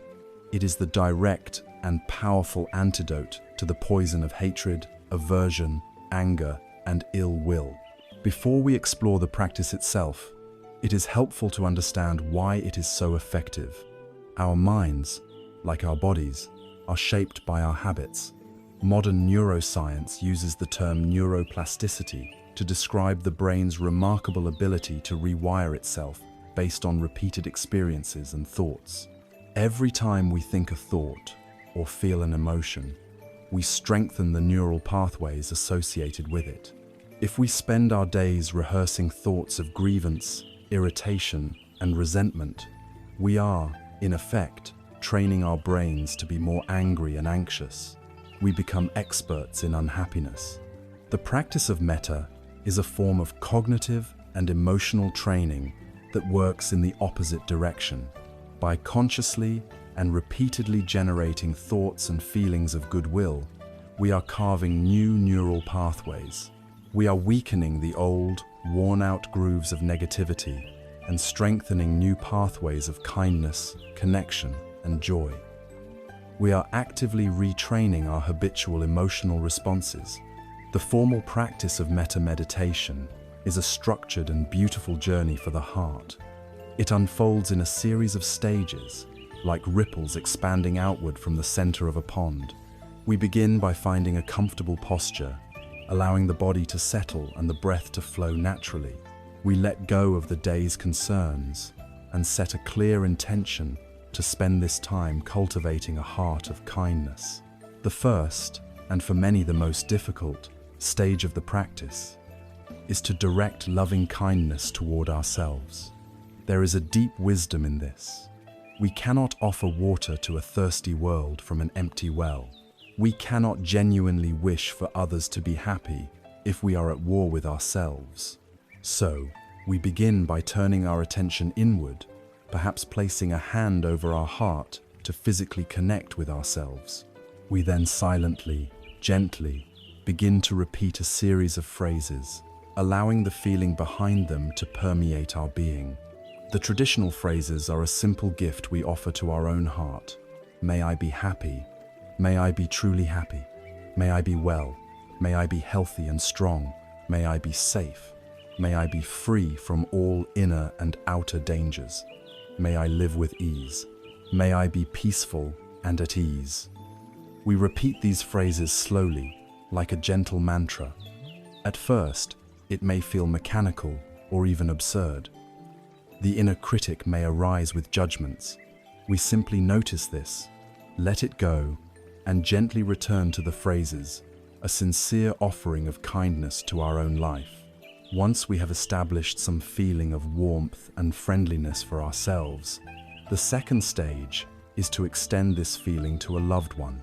We bring to mind a person, or even a pet, whom we love easily, effortlessly, and unconditionally. A dear friend, a beloved grandparent, a child. We bring their image clearly into our mind's eye, picturing them happy and smiling. Then, directing our heart's energy toward them, we offer them the same phrases. May you be happy. May you be truly happy. May you be well. May you be healthy and strong. May you be safe. May you be free from all inner and outer dangers. May you live with ease. May you be peaceful and at ease. As we do this, we allow ourselves to feel the natural joy and warmth that arises from wishing well for someone we cherish. We bask in this simple, wholesome happiness. The third stage expands the circle of our heart. We now bring to mind a neutral person. This is someone we see in our daily lives, but for whom we feel no strong emotion, neither like nor dislike. It could be a cashier at the supermarket, a postal worker, a person we see on our daily commute. We bring their face to mind, and we recognize their fundamental humanity. Just like me, this person wants to be happy. Just like me, this person wants to be free from suffering. And on the basis of this shared humanity, we extend the exact same wishes of loving kindness to them. May you be happy. May you be well. May you be safe. May you live with ease. This is a powerful step. It begins to break down the artificial barriers we create between people who matter to me and people who don't.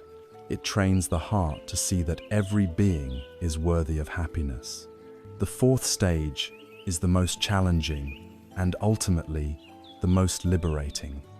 We now dare to bring to mind a difficult person. It is wise to start with someone who is only mildly irritating, not the source of our deepest trauma. We bring this person to mind, and we acknowledge whatever feelings arise: anger, hurt, resentment. We do not try to suppress these feelings. We do not pretend they are not there. The goal of this stage is not to condone their harmful behavior or to force ourselves to feel a false sense of affection. The goal is a radical act of freeing our own heart from the prison of resentment. We recognize that this person's unskillful words or actions almost certainly spring from their own deep suffering, their own confusion, their own inner pain. And so, as an act of profound self-interest, to cleanse the poison of hatred from our own heart, we try to offer them a sliver of goodwill. The phrases may need to change. May you be free from the anger that causes you to harm others. May you find the true causes of happiness. May your heart be filled with peace. In this act, we are not saying what they did was okay. We are saying, I will no longer allow your actions to poison my heart. I wish for you to be happy, because a truly happy person does not cause suffering. Finally, in the fifth stage, we let the heart open completely. We allow the feeling of metta to become boundless, radiating out in all directions. We start with ourselves, our loved one, the neutral person, and the difficult person, holding them all in a circle of kindness.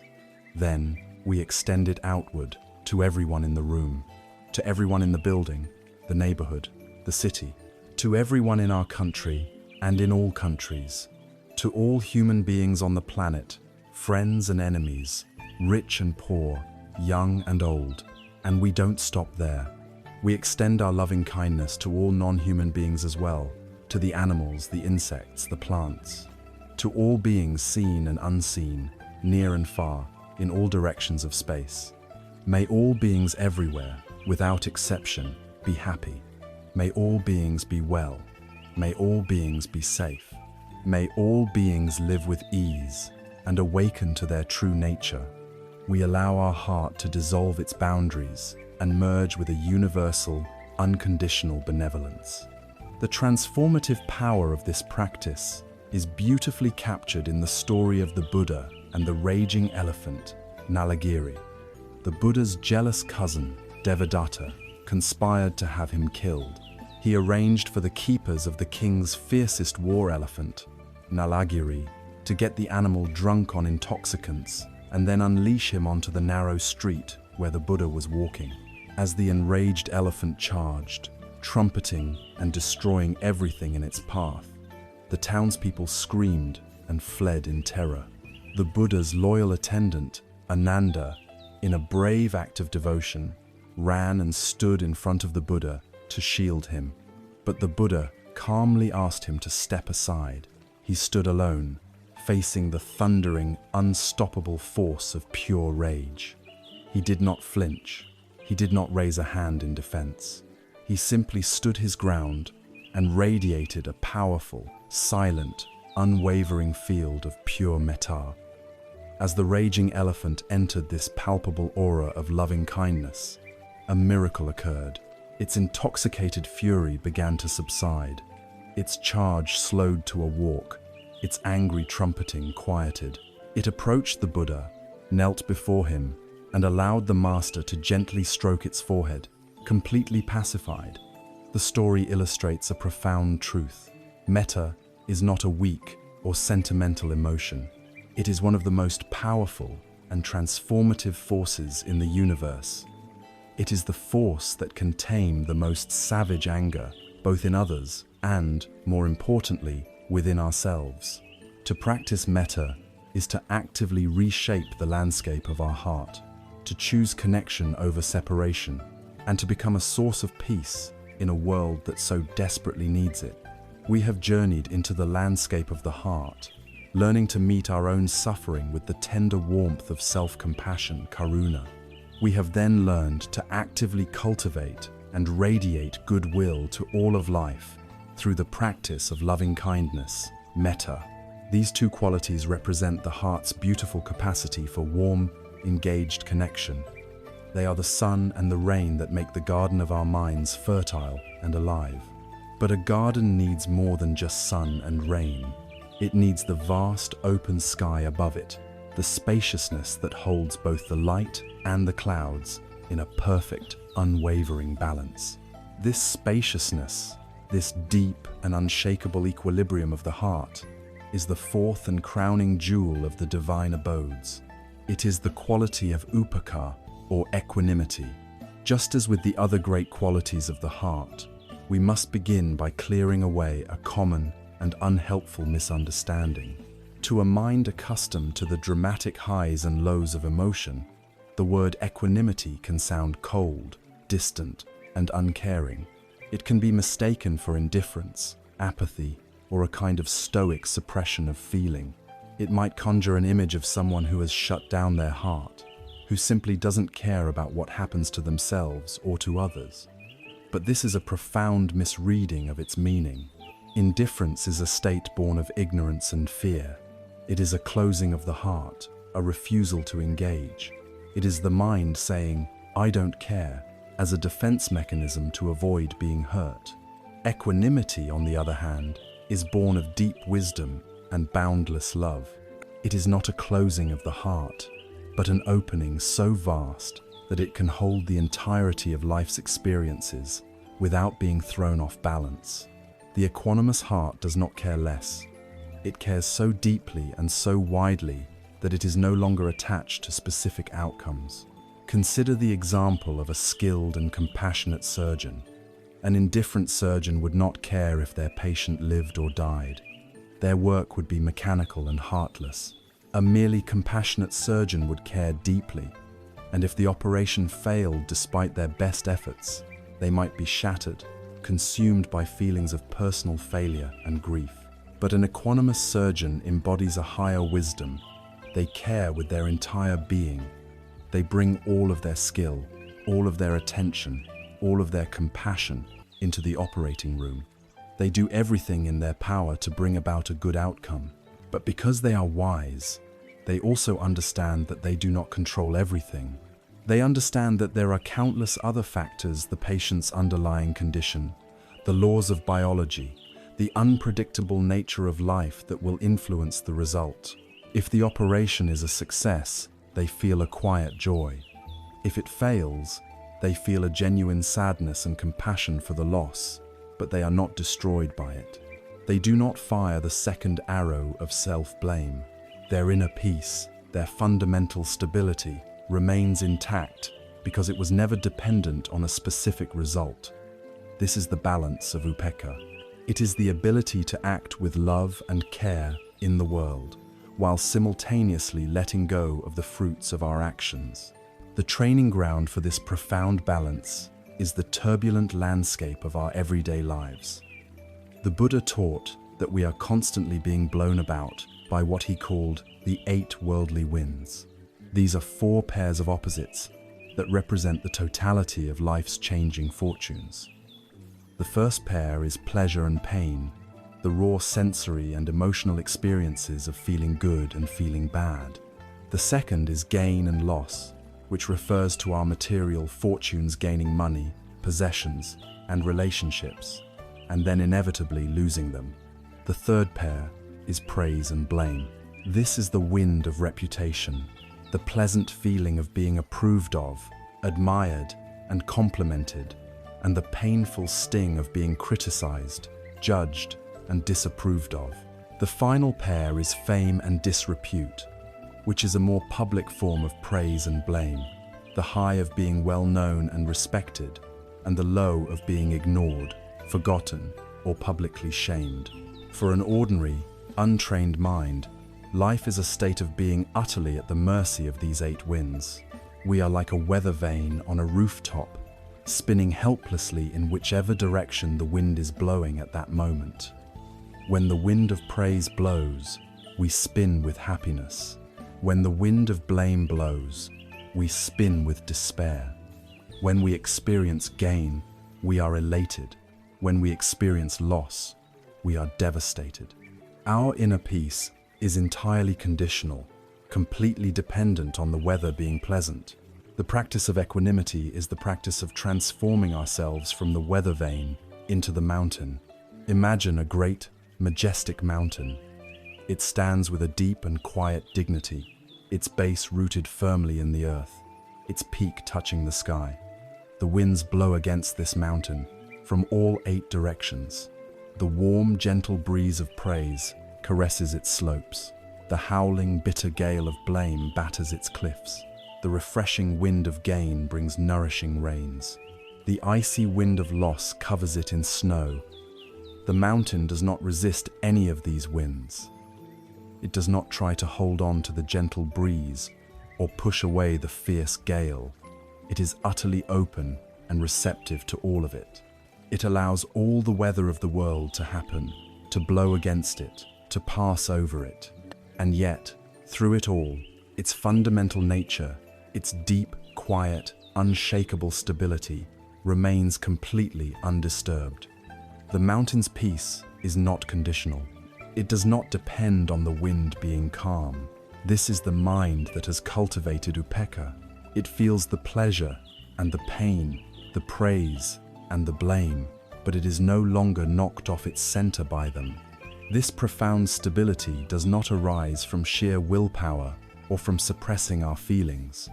It arises naturally from the deep experiential understanding of the truths we have already explored. The wise mind, the mind of the mountain, is grounded in the rock of impermanence, anicca. It knows, not just as an idea, but as a felt reality, that all of these winds are temporary. The praise will fade, the blame will be forgotten, the fame will pass, the pain will subside. Because it knows that nothing lasts, it does not desperately cling to the pleasant winds, nor does it violently resist the unpleasant ones. It allows them to come and go, like clouds passing in the vast sky of awareness. The mountain mind is also rooted in a deep understanding of karma. It knows that it is only responsible for its own intentions and actions, not for the results. It focuses on planting good seeds and acting with kindness, integrity, and wisdom. Then it relinquishes control over the harvest. It accepts that outcomes are determined by a vast web of causes and conditions far beyond its command. Finally, the mountain mind is spacious because it understands no self, anatta. It knows that there is no solid, separate me at the core who is being praised or blamed. Praise is just a sound. Blame is just a vibration in the air. When there is no fixed target for these winds to hit, they lose their personal sting. They simply blow through an open, empty space. In this way, equanimity is the ultimate expression of inner freedom. It is the quiet, spacious heart at the center of life's inevitable storms. And it offers the most profound and direct answer to our original question: why do bad things happen to good people? The mind trained in equanimity no longer clings so fiercely to the labels of good and bad. It sees the events of life not as a personal reward or punishment, but as the impersonal, ever-changing weather of an unpredictable world. The loss of a job, the onset of an illness, these are no longer seen as a bad thing happening to a good me, but simply as a cold wind blowing against the mountain. The pain is felt, the difficulty is acknowledged, but the second arrow of "this shouldn't be happening" is not fired. The desperate need for a reason, for a sense of cosmic fairness, dissolves in the vast, accepting peace of the equanimous heart. The goal shifts from the impossible task of trying to control the world's weather to the possible and liberating task of cultivating the unshakable stability of the mountain within. This calm, spacious, and loving balance is the ground from which we can engage with the world most effectively, with an open heart that is no longer afraid of being broken by the winds of change. We have explored the great qualities of the heart, learning to cultivate the warmth of compassion and loving kindness, and to balance them with the spacious peace of equanimity. These qualities are the emotional foundation of our path, but for them to become truly unshakable, they must be supported by the deep pillars of wisdom, by a direct and penetrating insight into the nature of reality itself. The first and most fundamental of these insights, the master key that unlocks all the others, is the understanding of impermanence, or in the Pali language, anicca. At first glance, this truth can seem like a source of profound sorrow and anxiety. It is the stark declaration that everything we cherish is destined to change, to decay, and to disappear. The joy of youth will fade into the ache of old age. The vibrant health we enjoy will inevitably decline. The relationships we hold dear will be transformed by time and separation. The beautiful moments of happiness that we cling to are as fleeting as mist in the morning sun. Our very lives, from the moment of birth, are an unstoppable journey toward death. Seen through this lens, anicca can feel less like a liberating truth and more like a cosmic threat, the ultimate reason for our suffering, not a cure for it. And yet, if we have the courage to look more deeply, to turn this seemingly uncomfortable truth over in our hands, we discover that hidden within it is a source of profound comfort, resilience, and liberation. The law of impermanence is like a coin with two sides. For most of our lives, we are fixated on only one side of it, the side of sorrow. We lament the fact that good things don't last. We grieve the end of a perfect vacation. We feel a pang of sadness as we watch our children grow up and leave home. We desperately try to hold on to moments of pleasure, success, and love, and are clinging to these transient states in a world that is defined by flux, is the very source of what the Buddha called the suffering of change. We are constantly fighting a losing battle against the fundamental nature of the universe, and this struggle is exhausting. But we so often forget to look at the other side of the coin. The very same law that dictates that joy must pass also guarantees, with absolute certainty, that pain must pass. This is the side of hope. The crushing weight of grief you feel today is not a permanent state. The intense anxiety that keeps you awake at night is not a life sentence. The period of financial hardship, the debilitating illness, the bitter sting of failure, none of it is forever. The law of anicca is the universe's solemn promise that no storm, no matter how violent, can last for eternity. It is the principle that ensures that even the darkest, longest night must eventually give way to the dawn. When we are lost in the depths of despair, the wisdom of impermanence is not a threat. It is our most steadfast and comforting ally.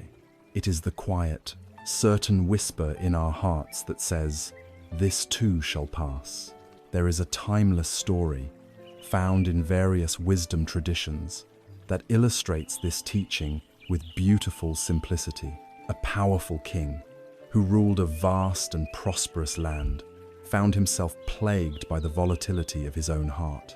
When his armies were victorious in battle, he would be inflated with a triumphant pride that bordered on arrogance.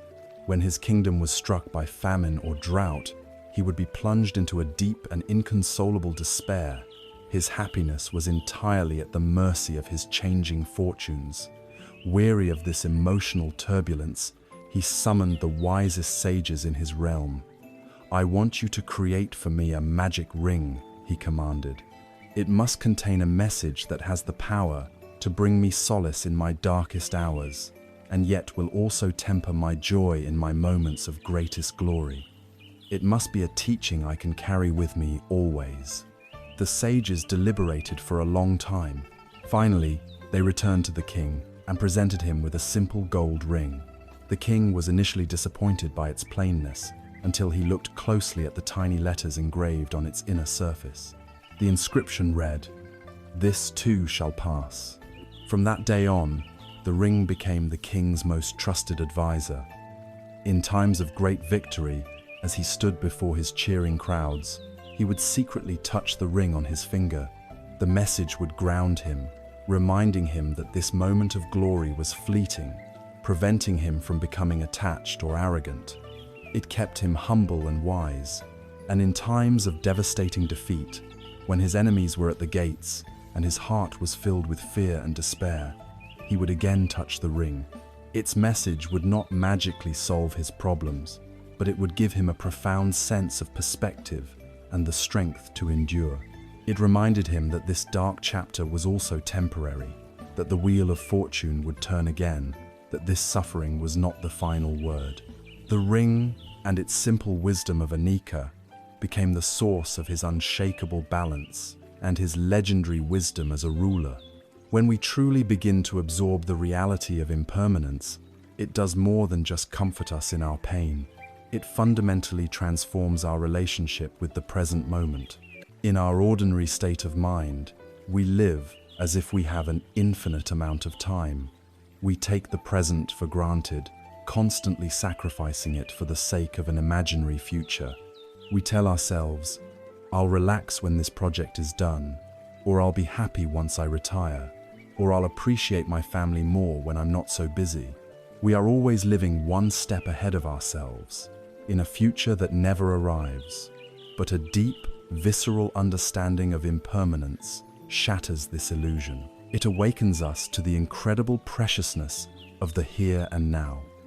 When you know, in your bones, that this very moment will never come again in exactly the same way, you begin to treat it with a new reverence. You listen more deeply when your loved one is speaking, because you know this conversation is unique and unrepeatable. You taste your food with more attention, because this combination of flavors and textures will never be exactly the same. You look at a simple sunset with a sense of awe, knowing that the configuration of those clouds, that light, is a once-in-an-eternity event. Impermanence is not a grim verdict on the meaninglessness of life. On the contrary, it is the very thing that gives life its meaning, its beauty, and its urgency. It is the principle of change that allows for growth, for healing, for learning, and for renewal. Without anicca, the universe would be a static, frozen, and utterly dead place.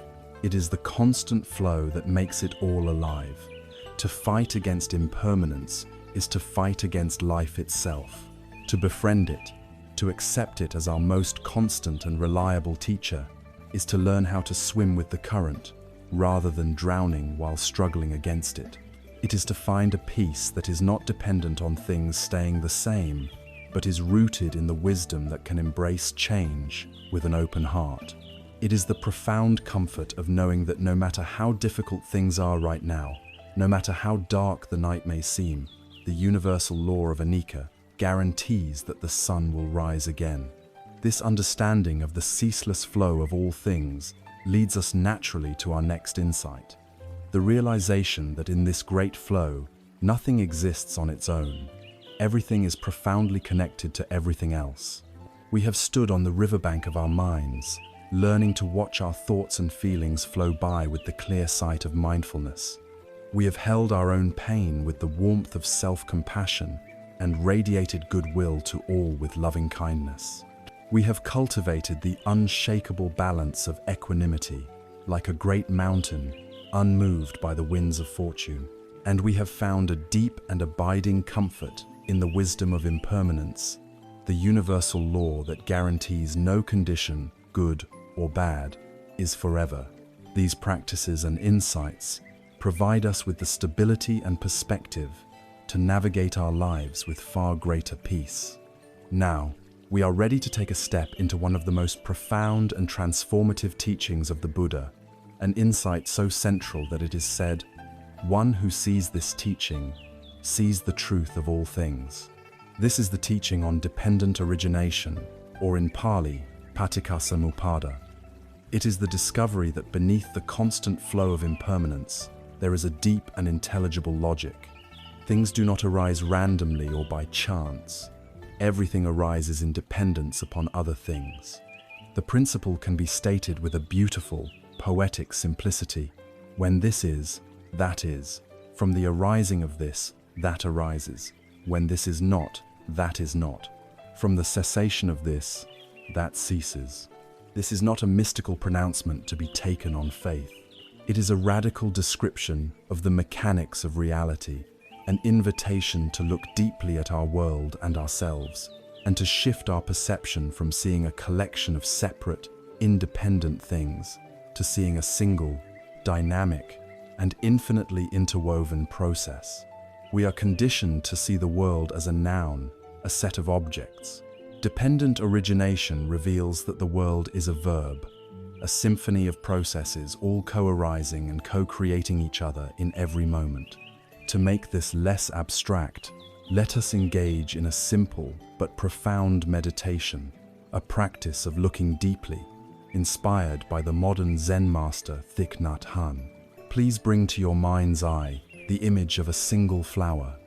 It could be a rose, a lotus, a simple daisy. Look at it. It appears to be a distinct object, separate from everything else. We can give it a name. We can hold it in our hand. It has its own boundaries, its own apparent selfhood. But now, let us look more deeply, with the eyes of wisdom. Where is this flower, really? What is it made of? Let us look for the presence of the sun within the flower. Is the sun there? Of course, it is. Without the sun's light and warmth, the process of photosynthesis would be impossible. The vibrant color of the petals, the green of the stem, the very life force pulsing within it, are all manifestations of the sun's energy. So, the sun is not separate from the flower. The sun is intimately part of the flower. Now, let us look for a cloud. Is the cloud in the flower? Yes, absolutely. Without a cloud, there would be no rain. Without the rain, the flower would wither and turn to dust. The water that the cloud so generously provided is, right now, circulating through the flower's delicate stem and petals, giving it form and life. The cloud is not somewhere else, high up in the sky. The cloud is right here, manifest as the coolness and substance of the flower. What about the earth, the rich, dark soil from which it grows? Of course, the earth is in the flower. The minerals, the nutrients, the very stability that allows it to stand, all come from the earth. The flower is, in a very real sense, the earth reaching up and blossoming into the light. And what of the farmer who planted the seed, and the farmer's parents who taught them how to garden? What of the miners who dug the iron ore, and the factory workers who fashioned it into the spade that tilled the soil? What of the long chain of ancestors and inventors stretching back through time, who created the language we use to even name the flower? When we look deeply enough, we see that the entire history of the universe is present in this one simple bloom. If we were to take away the sun, the cloud, the earth, the farmer, the history, if we were to remove all these non-flower elements, there would be nothing left. The flower, which at first seemed so separate, is in fact completely empty of any independent, isolated self. Its being is a co-being, an interbeing with everything else. Now, let us have the courage to apply this same penetrating logic to ourselves. We feel so strongly that we are a separate me, an independent self, looking out at the world from behind our eyes. But let us look deeply. Let us look for the food we ate this morning. The bread, the fruit, the coffee. Is that separate from us? No.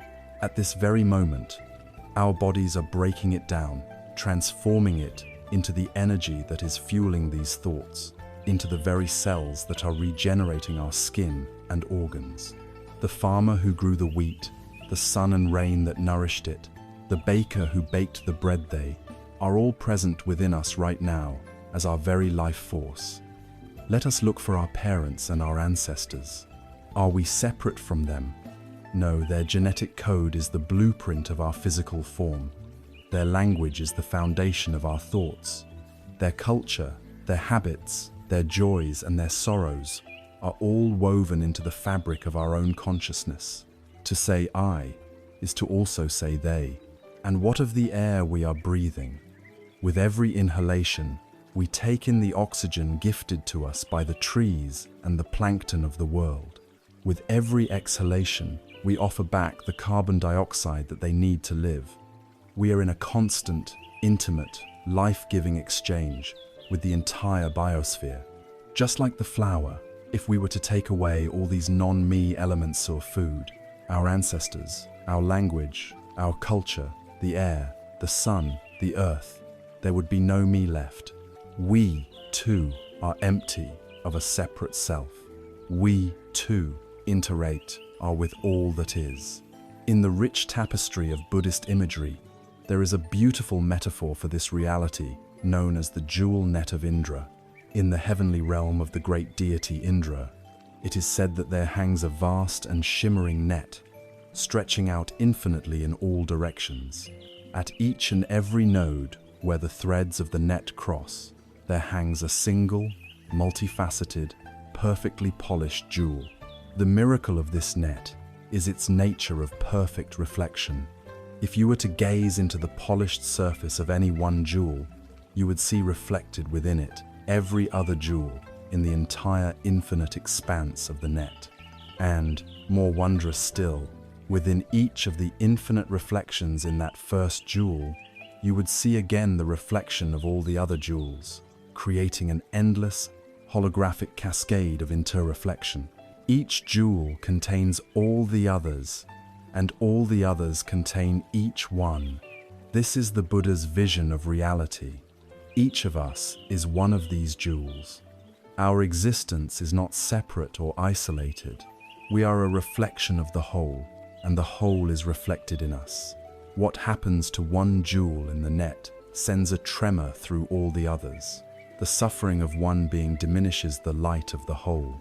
The awakening of one being illuminates the entire net. How does this profound cosmic vision help us with our original, painful question? Why do bad things happen to good people? It helps by completely dissolving the foundation upon which the question is built. Let us return to Sarah, our good person who received a terrible diagnosis. From the old perspective of a separate self, her illness is a tragic, isolated event happening to her. It feels personal, unjust, and meaningless. an attack from a hostile universe. But from the perspective of dependent origination, the illness is not a single solid thing that has attacked her. It is a convergence point, a coming together of an almost infinite number of causes and conditions. It is made of biology, the behavior of specific cells, influenced by genetic predispositions inherited from countless ancestors. It is made of environment, the quality of the air she has breathed and the water she has drunk, which are tied to global, industrial, and social policies. It is made of her personal karmic history, the seeds planted by her past intentions.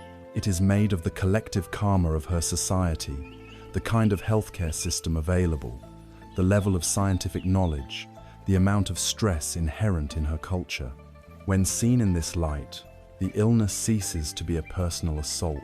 It becomes an impersonal event, arising from a vast, intricate web of causes that stretches back through time and outward, through all of society and nature.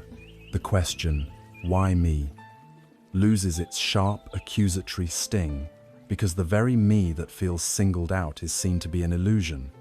We are not an isolated jewel being punished. We are simply a point in the net where various threads of cause and effect have intersected to create a specific condition. This does not magically make the physical pain disappear, but it has the power to dissolve the immense secondary suffering, the bitterness, the resentment, the feeling of cosmic injustice, the profound sense of isolation. It replaces the feeling of being a victim with a sober, profound sense of being a part of a vast, interconnected, and shared reality. It awakens in us not a sense of blame, but a sense of shared responsibility. For we see how our every action contributes to the conditions that create either well-being or suffering for all the other jewels in the great shining net of life.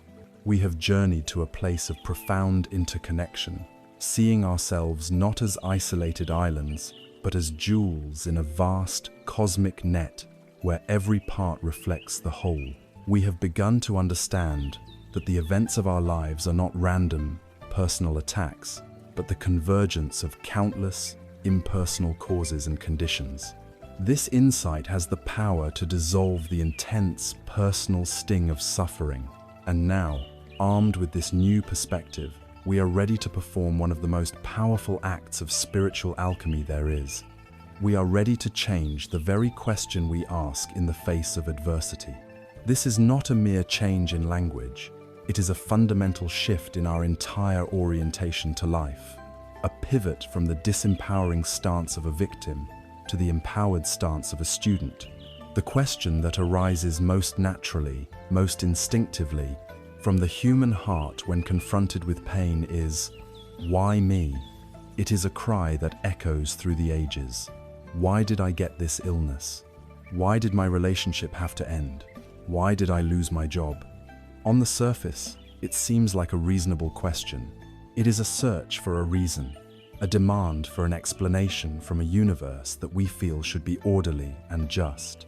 But if we look at this question with the clear light of mindfulness, we can see that it is actually a trap. It is a question that, far from liberating us, often deepens the very suffering we wish to escape. The question, why me, is inherently backward-looking. It keeps our gaze fixed firmly in the rearview mirror, forcing us to endlessly replay the painful event, to ruminate on the perceived injustice, to search for a cause in a past that we cannot change.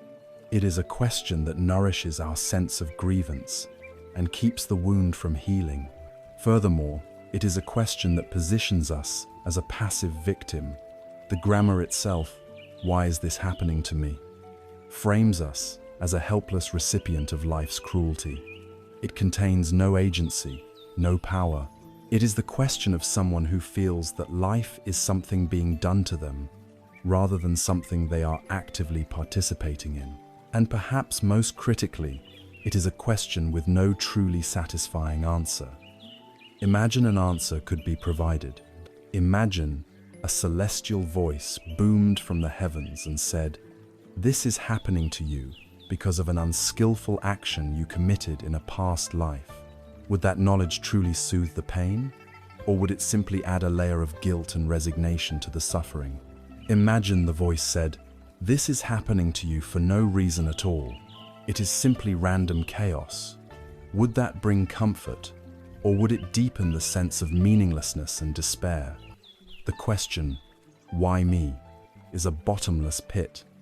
It is a mental loop that leads only to more frustration, more anger, and more confusion. The wisdom of the path invites us to perform a simple yet world-altering pivot. It asks us to let go of the unanswerable, backward-looking question of why, and to instead embrace the powerful, forward-looking question of what. Instead of asking, "Why is this happening to me?" we can learn to gently, and with courage, ask ourselves, "What is this here to teach me?" Notice the profound shift in energy that occurs with this new question. Suddenly, we are no longer looking backward in resentment. We are looking at our present reality with curiosity and openness. We are no longer a passive victim being acted upon.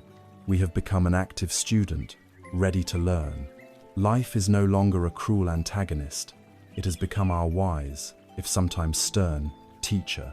This new question opens up a rich field of useful and healing inquiry. What is this situation teaching me about the nature of impermanence? What is this teaching me about patience? What is this teaching me about my own inner strength and resilience?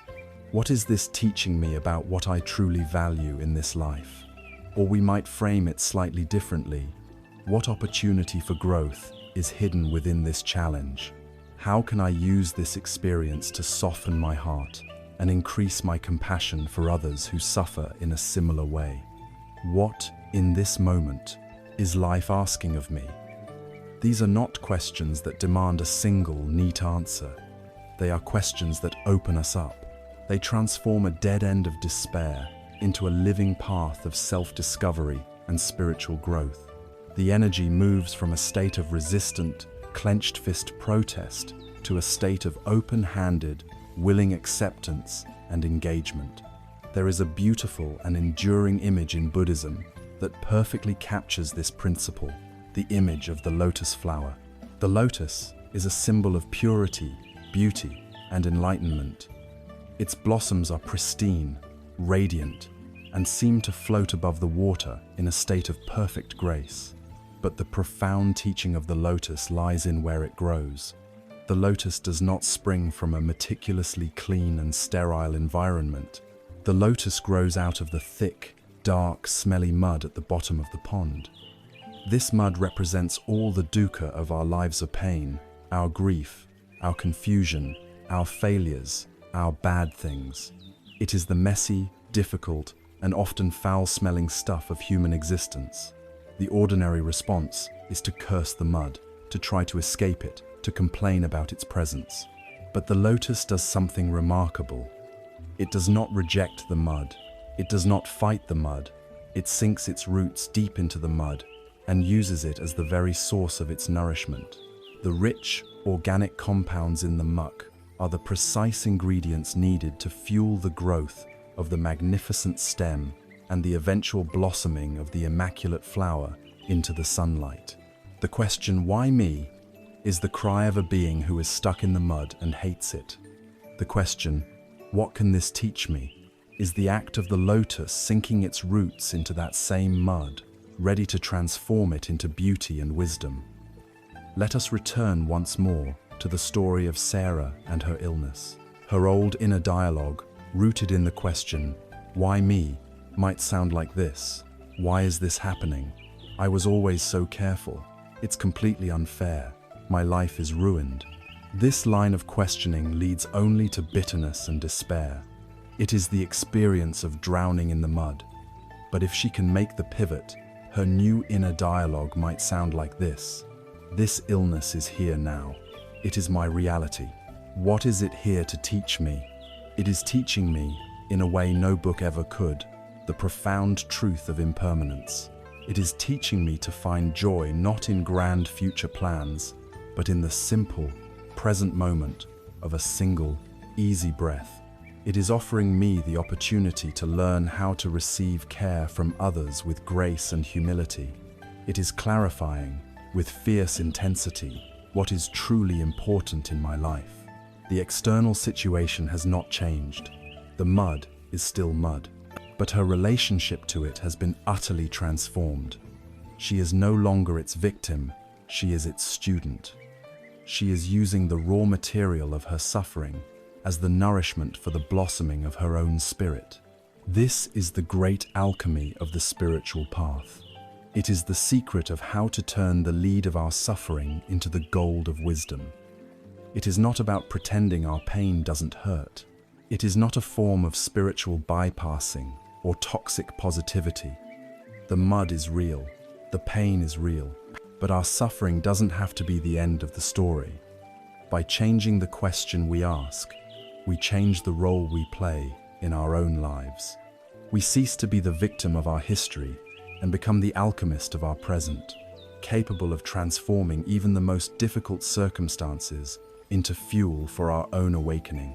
This powerful, proactive stance allows us to understand the next, often paradoxical, insight of the path, the necessary and indispensable role that suffering itself plays in our journey toward enlightenment. We have taken a profound step on our journey, learning to reframe the very questions we ask about our lives. We have begun to see that shifting our perspective from the victim's cry of "why me" to the student's inquiry of "what can this teach me?" is an act of profound spiritual alchemy. This shift allows us to transform the leaden weight of our difficulties into the gold of wisdom. Now, we are ready to explore the deeper and often paradoxical reason why this transformation is possible. We are ready to investigate the sacred and essential role that suffering itself plays on the path to awakening. This is, perhaps, the most counterintuitive insight of all.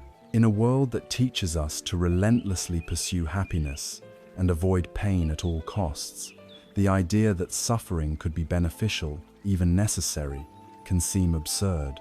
Yet, across the great wisdom traditions, we find this recurring theme.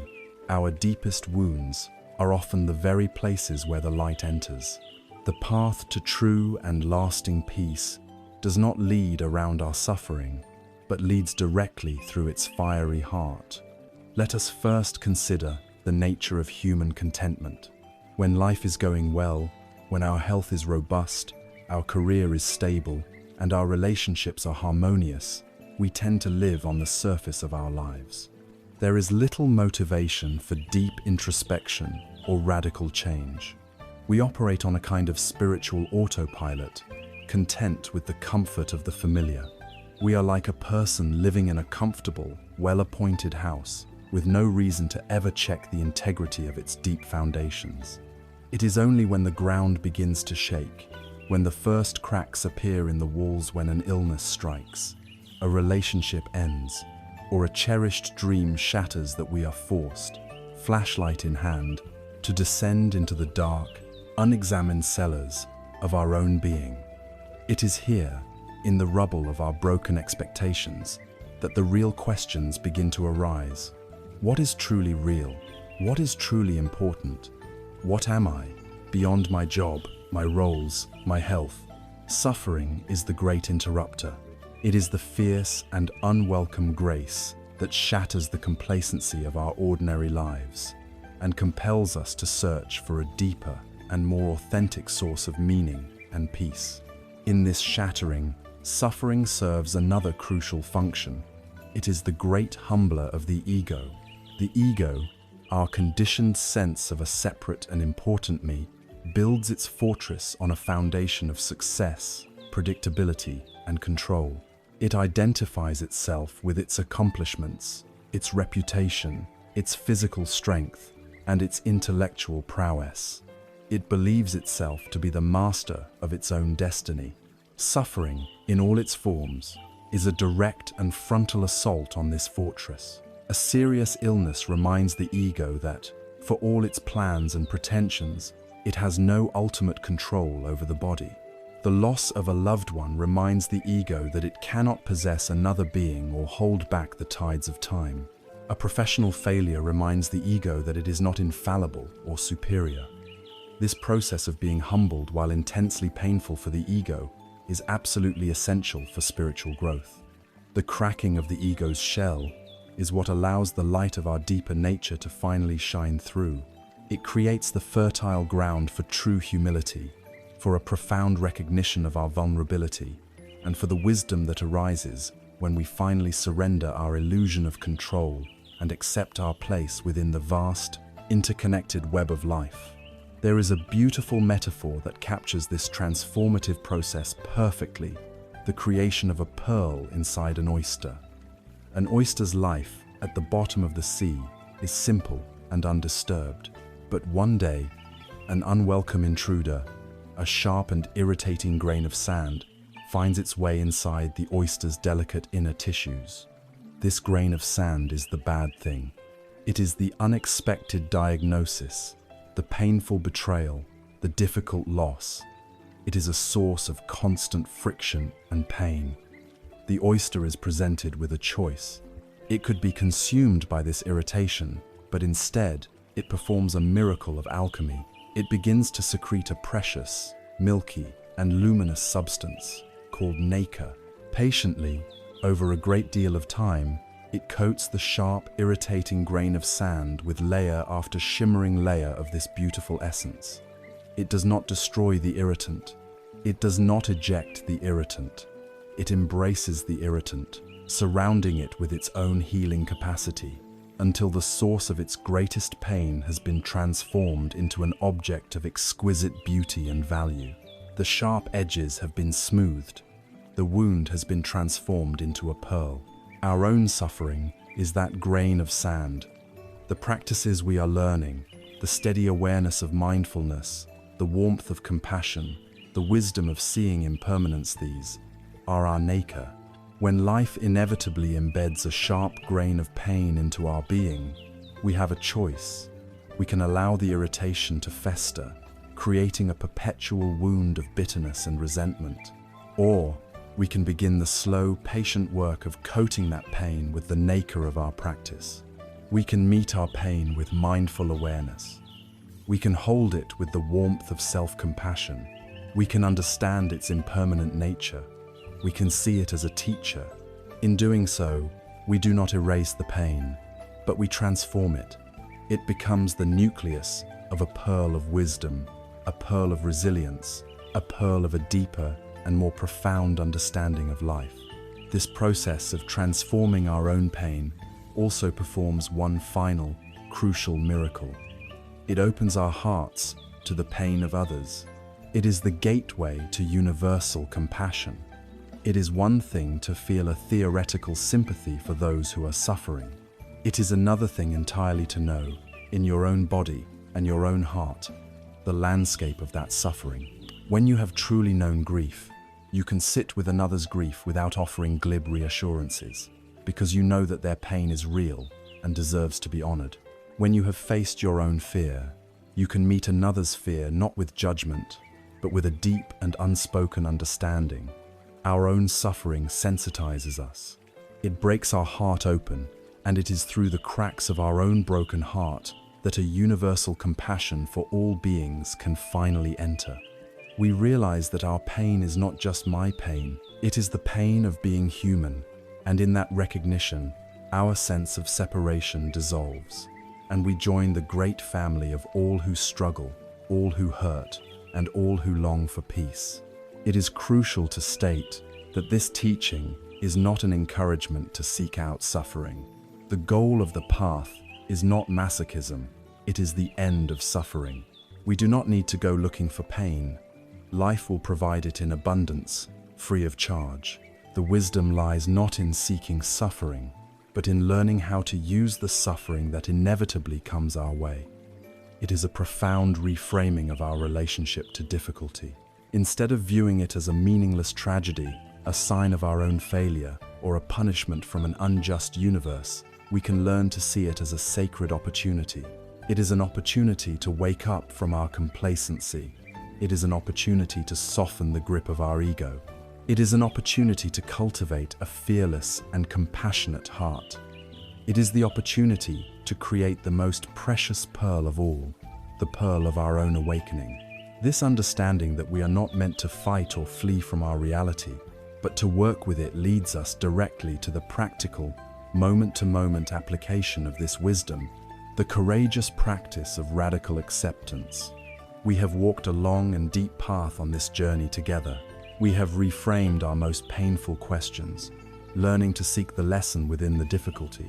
We have come to see suffering not as a cosmic mistake, but as the very grit that can be transformed into the pearl of wisdom. This understanding now leads us to the most practical, most courageous, and most healing action we can take when confronted by the raw, undeniable pain of life. It is the practice of what is sometimes called radical acceptance. This is the point on the path where mindfulness, compassion, and wisdom all converge into a single, decisive act of the heart.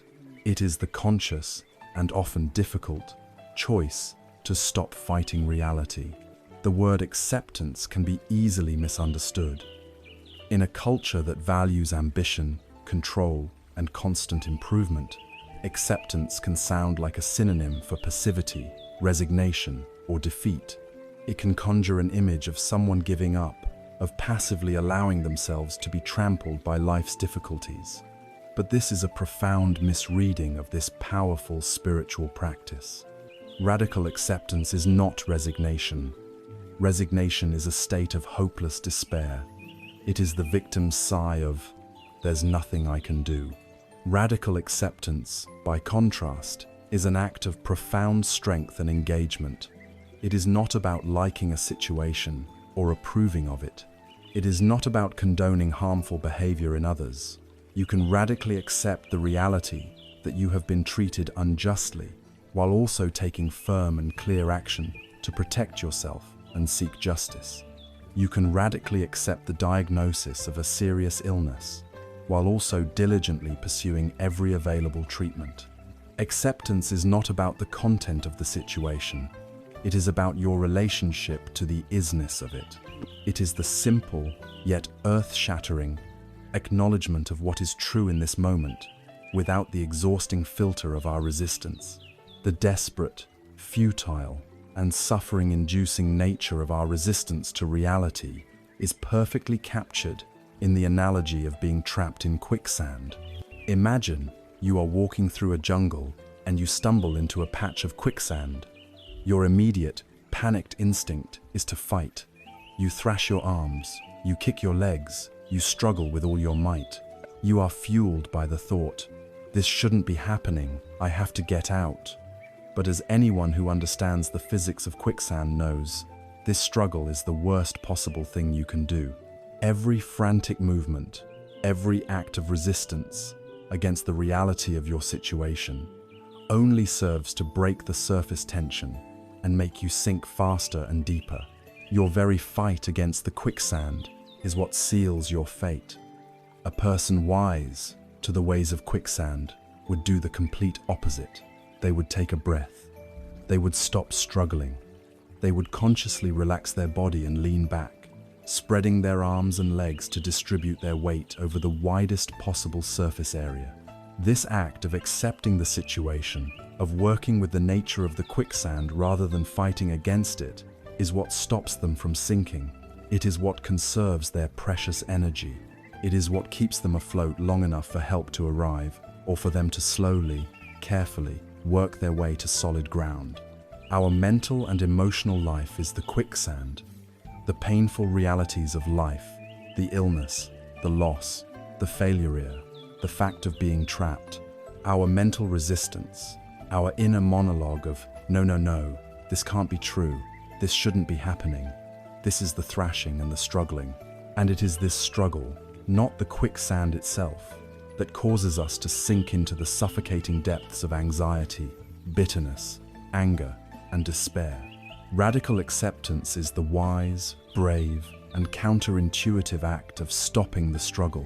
It is the choice to lay back, to breathe, and to allow the reality of the moment to be exactly as it is. We can see this clearly through the lens of the two arrows. The first arrow is the initial, unavoidable pain of life. It is the quicksand. It is the diagnosis. It is the hurtful word. The second arrow is the one we fire into ourselves. It is our resistance to the first arrow. It is the story we tell ourselves about how terrible, unfair, and unacceptable the first arrow is. Radical acceptance is the practice of learning to feel the impact of the first arrow without immediately shooting ourselves with the second. Let us take a simple, everyday example. You are stuck in a massive traffic jam and are going to be late for an important appointment. The first arrow is the simple, unavoidable reality. The cars are not moving. The second arrows are the storm of mental suffering you create in response. There is the anger at the other drivers, the frustration, the constant checking of your watch, the tightening of your jaw, the rising blood pressure, the inner monologue of fury and anxiety. This entire storm of suffering does not move the cars one single inch. It only serves to poison your own mind and body. Radical acceptance in this situation would look like this. You first use mindfulness to notice what is happening inside you. I feel my jaw clenching. I feel heat in my chest. I can feel my heart pounding. Thoughts of anger are arising. You simply see it clearly. Then, you gently acknowledge the reality of the situation without judgment. The reality is, I am in a traffic jam. I am going to be late. You say this to yourself not with resignation, but with a simple, matter-of-fact clarity. Then comes the core of the practice, the gentle act of letting go of the struggle. You might take a deep breath and, on the exhale, consciously soften the muscles in your jaw, your shoulders, your stomach. You might whisper to yourself, "It is what it is," or "This moment is like this." You are not saying you like it. You are simply dropping the rope in the internal tug-of-war with reality. Finally, you bring compassion to yourself. This is a frustrating situation. It's okay to feel annoyed. May I be patient with myself? From this place of calm acceptance, your mind is now clear. You can then make a wise choice. Perhaps you make a call to let the person know you will be late. Perhaps you turn on some calming music. Perhaps you simply use the time to practice watching your breath. You have accepted the reality of the first arrow, and by doing so, you have freed yourself from the agony of the second. This practice is not a one-time fix. It is a moment-to-moment training of the heart. It begins with mindfulness, the ability to see that we are caught in resistance. It proceeds with acknowledgement, the willingness to name what is true. It culminates in allowing the gentle physical and emotional softening and letting go of the inner battle. It is held, always, in the warm embrace of compassion for the part of us that is hurting. We can practice this with small irritations, like traffic jams, so that we have the strength to practice it with the great sorrows of our lives. When we are facing a devastating loss, the practice is the same. We mindfully notice the waves of grief. We acknowledge, the reality is, this person is gone.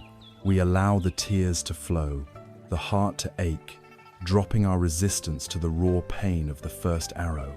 And we hold ourselves with an immense and tender compassion, whispering to our own broken heart, "Yes, this hurts. May I be kind to myself in this unbearable pain." This courageous act of acceptance is not the end of our journey. It is the essential beginning of any wise response. You cannot solve a problem whose existence you refuse to acknowledge. You cannot find a new route until you accept that your current road is blocked. You cannot begin to heal a wound that you pretend isn't there. Radical acceptance clears the fog of our emotional reactivity.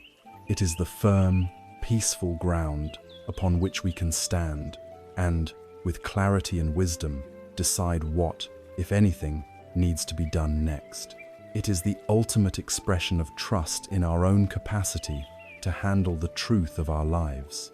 It is the brave and final decision to end the war with what is, and in doing so, to discover the only true and unconditional peace that is available to a human being, a peace that is not dependent on the world being a certain way, but is found in the heart's profound ability to be with the world exactly as it is. Our journey is now coming full circle. We began in a place of pain and confusion, standing beside our friend Sarah, a good person overwhelmed by a seemingly senseless tragedy. We stood with her as she cried out that universal, agonizing question, "Why me?" From that point of departure, we have traveled through the very heart of Buddhist wisdom. We have taken the question itself apart, piece by piece. We have investigated the fragile nature of good and bad.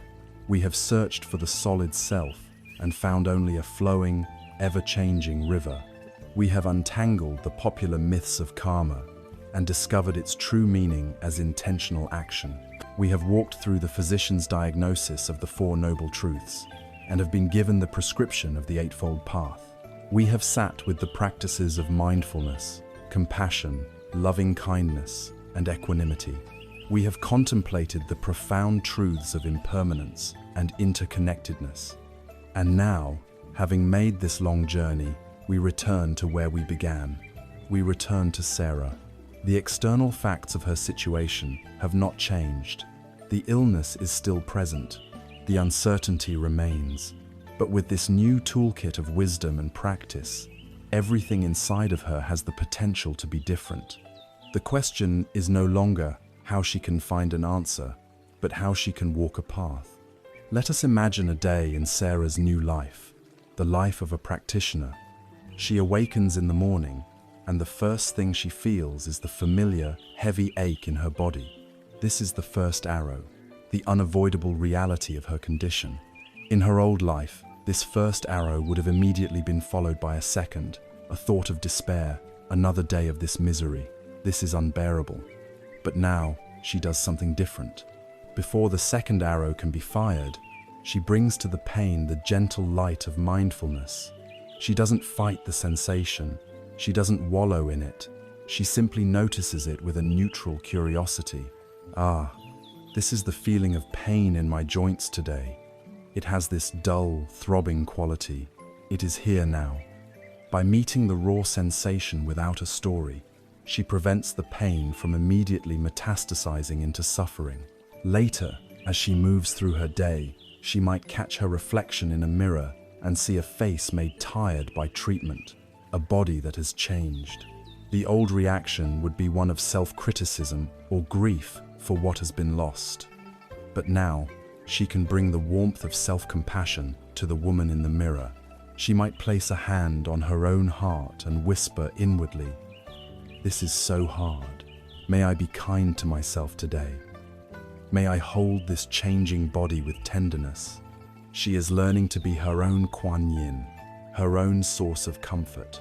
When she goes to the hospital for treatment, the environment is filled with potential triggers for fear and anxiety. The hum of the machines, the antiseptic smell, the sight of other sick people. Instead of letting her mind spiral into catastrophic thinking, she uses these sensory inputs as an anchor for her awareness. She practices loving kindness. As a nurse administers her treatment, she silently offers the phrases, "May you be happy, may you be well." She looks at the other patients in the waiting room, people she does not know, and recognizes their shared humanity. Just like me, she thinks, they are afraid. Just like me, they long to be healthy. She extends her goodwill to them. May all of us be free from our suffering. May all of us find peace. In doing so, she transforms a sterile and fearful environment into a space of heartfelt connection. A well-meaning friend might visit and say something clumsy, something that minimizes her experience or offers unhelpful advice. The old Sarah might have reacted with irritation or anger. The practicing Sarah can access her equanimity. She sees that her friend's words are not a personal attack, but a manifestation of their own fear and discomfort with her illness. understanding this, she is not thrown off balance. She can listen with a quiet heart, accepting their good intentions without being disturbed by their clumsy expression. She remains a calm center in the midst of their emotional storm. Of course, the practice is not a magic shield. There will be moments, perhaps many of them, when the old habits resurface. A wave of overwhelming sadness or a surge of bitter anger might arise, and the question, "Why me?" will cry out again. But the difference now is immense. She no longer has to believe it. She no longer has to be swept away by it. She has learned to practice radical acceptance. She can acknowledge the feeling without becoming it. Ah, this is a wave of deep despair. It feels like this in my body. She can allow it to be there, holding it in a spacious and compassionate awareness, knowing from her deep contemplation of impermanence that this too, this very wave of despair, is a fleeting cloud that will eventually pass from the sky of her mind. At the end of the day, she can reflect on her life through the lens of interconnectedness. She sees not just her illness, but the vast web of care that supports earthly doctors, the friends, the scientists working on a cure, the farmers who grew the food that nourishes her. She sees that her life is not an isolated tragedy, but a part of a vast and intricate tapestry, woven of both sorrow and grace. What we see in this new story of Sarah is the great transformation that lies at the heart of the path. She never received an answer to her question, "Why me?" The universe never offered her a neat and tidy reason for her suffering, and what has become clear is that she no longer needs one. The initial question was a demand for an external explanation, a plea for the world to make sense according to her own ideas of fairness. It was a search for an answer. The practice has transformed her orientation from answer-seeking to path-walking. She has discovered that peace is not found by getting the right explanation from the world, but by cultivating the right qualities within her own heart and mind. The goal is no longer the impossible one of avoiding the first arrow, but the possible one of ceasing to fire the second. In the end, we can come to see the question, why do bad things happen to good people? Not as a philosophical problem to be solved, but as a kind of sacred riddle, a Zen koan. A koan is not meant to be answered by the logical mind. It is a tool designed to exhaust the rational intellect, to show it its own limits, so that a deeper, more intuitive wisdom can break through. Our question serves this exact function. By chasing it, by wrestling with it, by following it down the rabbit hole of deconstruction, we arrive not at an answer, but at the utter dissolution of the question itself. We see that there is no fixed, separate me for things to happen to. We see that good and bad are fleeting, subjective labels. We see that reality is an impersonal, interconnected, and ever-changing flow of causes and conditions. The ultimate peace arrives not when the question is finally answered, but when the mind that compulsively asks it has been transformed into a mind that can rest, with courage and grace, in the great, unanswered, and beautiful mystery of what is. We began our journey together in a place of pain, haunted by one of life's most difficult and universal questions. Why do bad things happen to good people? We stood with Sarah, feeling the profound injustice of a world that did not seem to honor our deep-seated need for fairness.